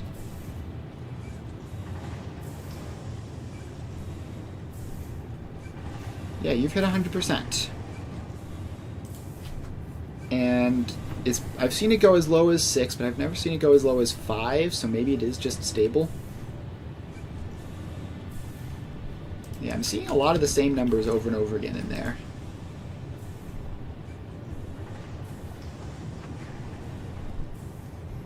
Alright, maybe this... I don't know. I think it's fine. I'm just going to say that it's fine. And I'm just going to say that whatever the problem was, it was probably something with booting it up. And now that it's booted properly, it'll be fine. And I really hope that that is the case. Because if not, oh, that's annoying.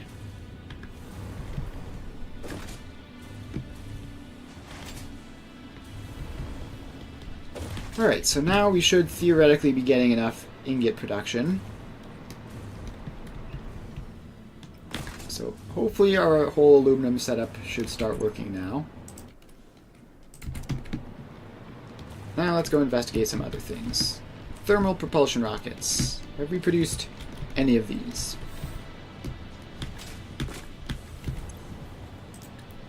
It looks like we are getting some of everything except cooling systems.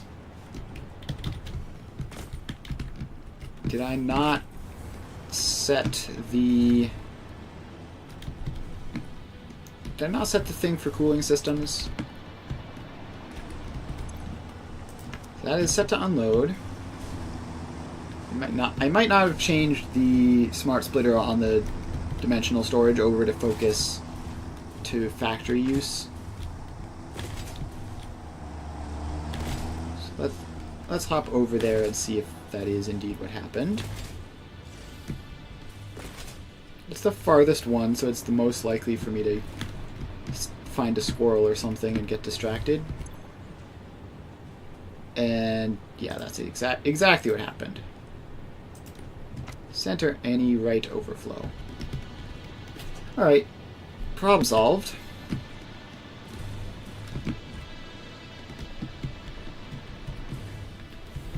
Alright, so then that should be working. We've already seen nuclear pasta is producing to some extent. Alright, I'm gonna say that we have successfully automated all the Phase 4 project parts. So that's cool. Now, I don't know how fast we've automated them. I don't know if they're actually running at 100%. But I'm pretty sure they are all running at a percent. Like, there's some percentage of production rate that they are all doing, which is not 0. So, theoretically, if I wait long enough, and, you know, spend some time, go off, make the whole plutonium power, then we can come back and Phase 4 will be finished. So, in the meantime, just end up the stream by just looking at how we want to go about the plutonium power. So we do fertile uranium. That doesn't seem necessary. I don't know. Let's take all of the nuclear-based alternates. We don't need the alternates for recipes we've already automated. So let's take those 3. And we don't have any more hard drives, but there aren't any more things to scan, so that's fine. So I believe something in this chain, like the reason it's good is because it can be sunk. And if you don't sink it, then you can make more power off of it. I think I want to make more power off of it. Although sinking it would be convenient, but yeah, I don't know. So, plutonium fuel rods, these are the end product. So we could make pressure conversion cubes, or we could make steel EM control rods and heat sinks. Is this like a better ratio or something? Yeah, this is 20 to 1, this is 30 to 1.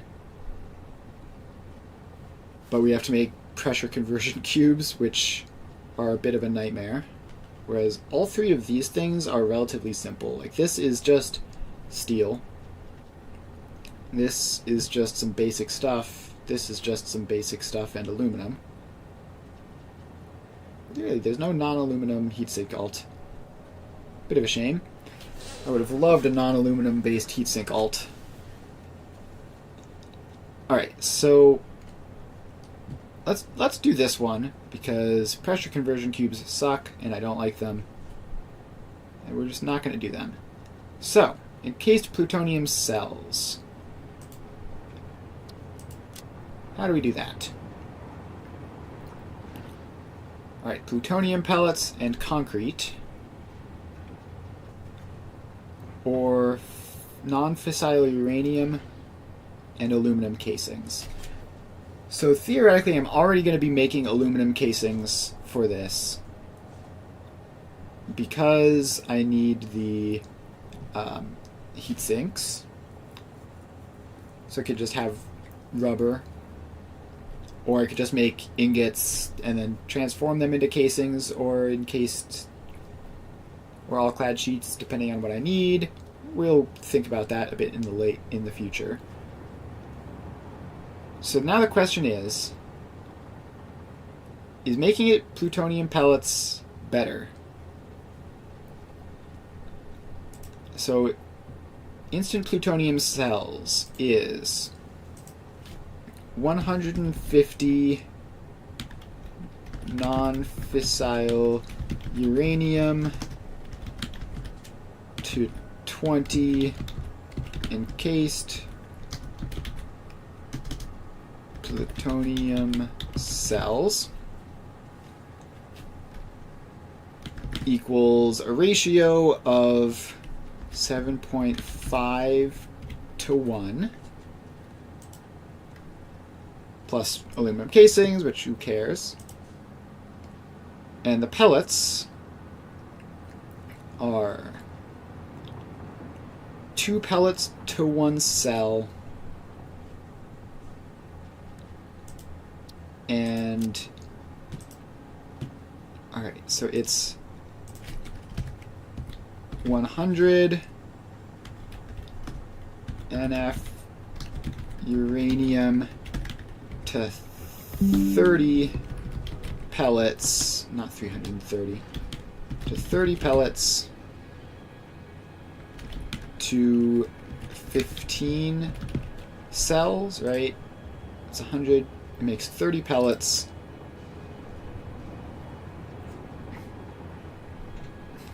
Yeah. Oh, hang on. Alright, so we have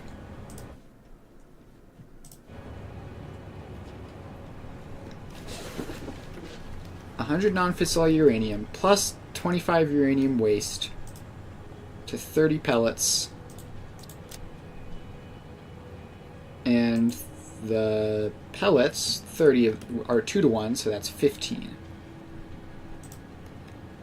So we have, that would then be, hang on, why can I not do math?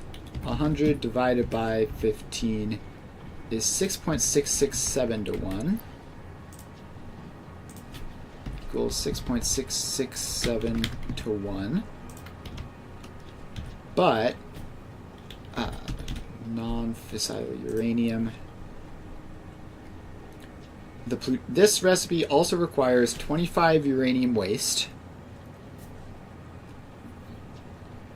which is also used to make the non-fissile uranium.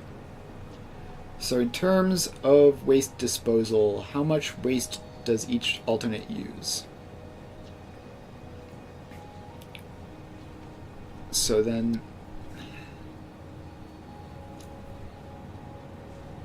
for our comparison, this is 25 uranium waste to 30 plutonium pellets. Gosh, why is this math so hard? Alright, so in order to make our 30 plutonium pellets, how much uranium waste would we need to make one pellet? Or to make one encased cell? So we would need 2 pellets to make one encased cell, which means we would need, it's 25 to 30, so just under 2, hang on, 25 divided by 30 equals 0.8333 times 2 is 1.6667. So that's 1.6667 uranium waste to 1 uranium cell, I think.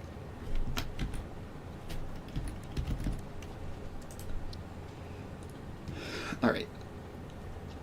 So that's a 2 to 1 ratio there. That's better than 1 to 1 there. So 1.667 makes sense there. And then there's also the uranium waste in the non-fissile uranium. So if I pull that one up, so in order to make 1 plutonium pellet, no, we want to make 2 plutonium pellets. It's 10 to 3, so it's like 6.667 non-fissile uranium to 2 pellet. That's wrong. That's definitely wrong. It's 10 to 3. I don't know, man. Let's just go based on vibes. I think the instant, what is it? The instant plutonium cell is probably just going to be simpler and better. So let's just do that.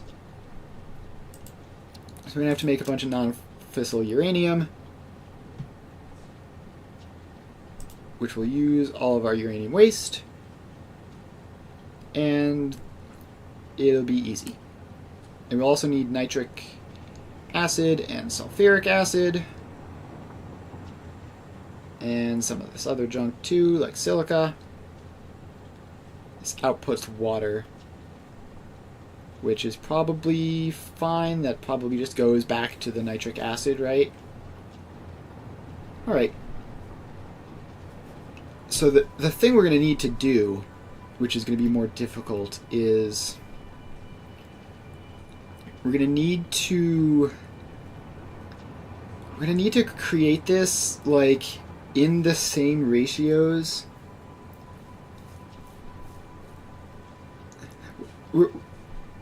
Nuclear based on vibes. Well, it's not the nuclear, it's not the production that's based on vibes. I'm going to do the calculations to make sure it works.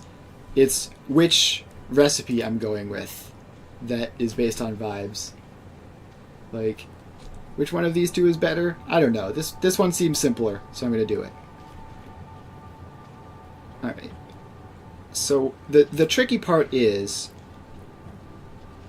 because our nuclear production plant is designed to be scalable, we need the plutonium production to also be scalable. And it needs to, like, the blueprints for the plutonium production need to be producing in the same ratios as the blueprints for the nuclear production is creating the uranium waste. So I think one blueprint floor of the nuclear cell makes 30 uranium waste a minute, I think. Because it's 3 power plants, which I believe are 10 each. So we would need to make sure that the blueprints we use for this, see, this uses 37.5, so we would need to underclock this to use 30 a minute, I think. And so all the math is going to be a bit funky there.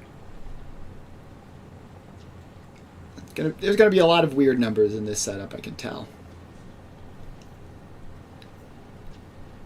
Oh gosh, and it's probably not going to come out to a nice clean number of reactors either. So we might just end up sinking them. But I do want to use it for power, so we're just going to have to figure that out.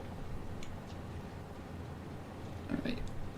Seems like a lot of thinking to do that'll be a lot easier when I'm actually just like making the blueprints and everything. But let's see, it is 4:30. It is right near the end of when I usually stream, which is around 5. So I'm gonna probably wrap it up right about now. So today we made good progress. We have started automation for the Phase 4 project parts. It's going very slowly, but it is going. So hopefully by the time we are back from the nuclear production, then that'll be mostly done. So yeah, I stream Monday, Wednesday, Friday from 2 to 5 Eastern Time. That's Satisfactory. I also stream Tuesdays and Thursdays if you're interested in Foundry, which is also a 3-dimensional factory building game. Sort of similar, it's in early access. So make sure to follow if you haven't already. Appreciate it a lot. Helps you make sure not to miss anything. And yeah, that will be about that. Thanks for hanging out. And I will see you guys later. Bye.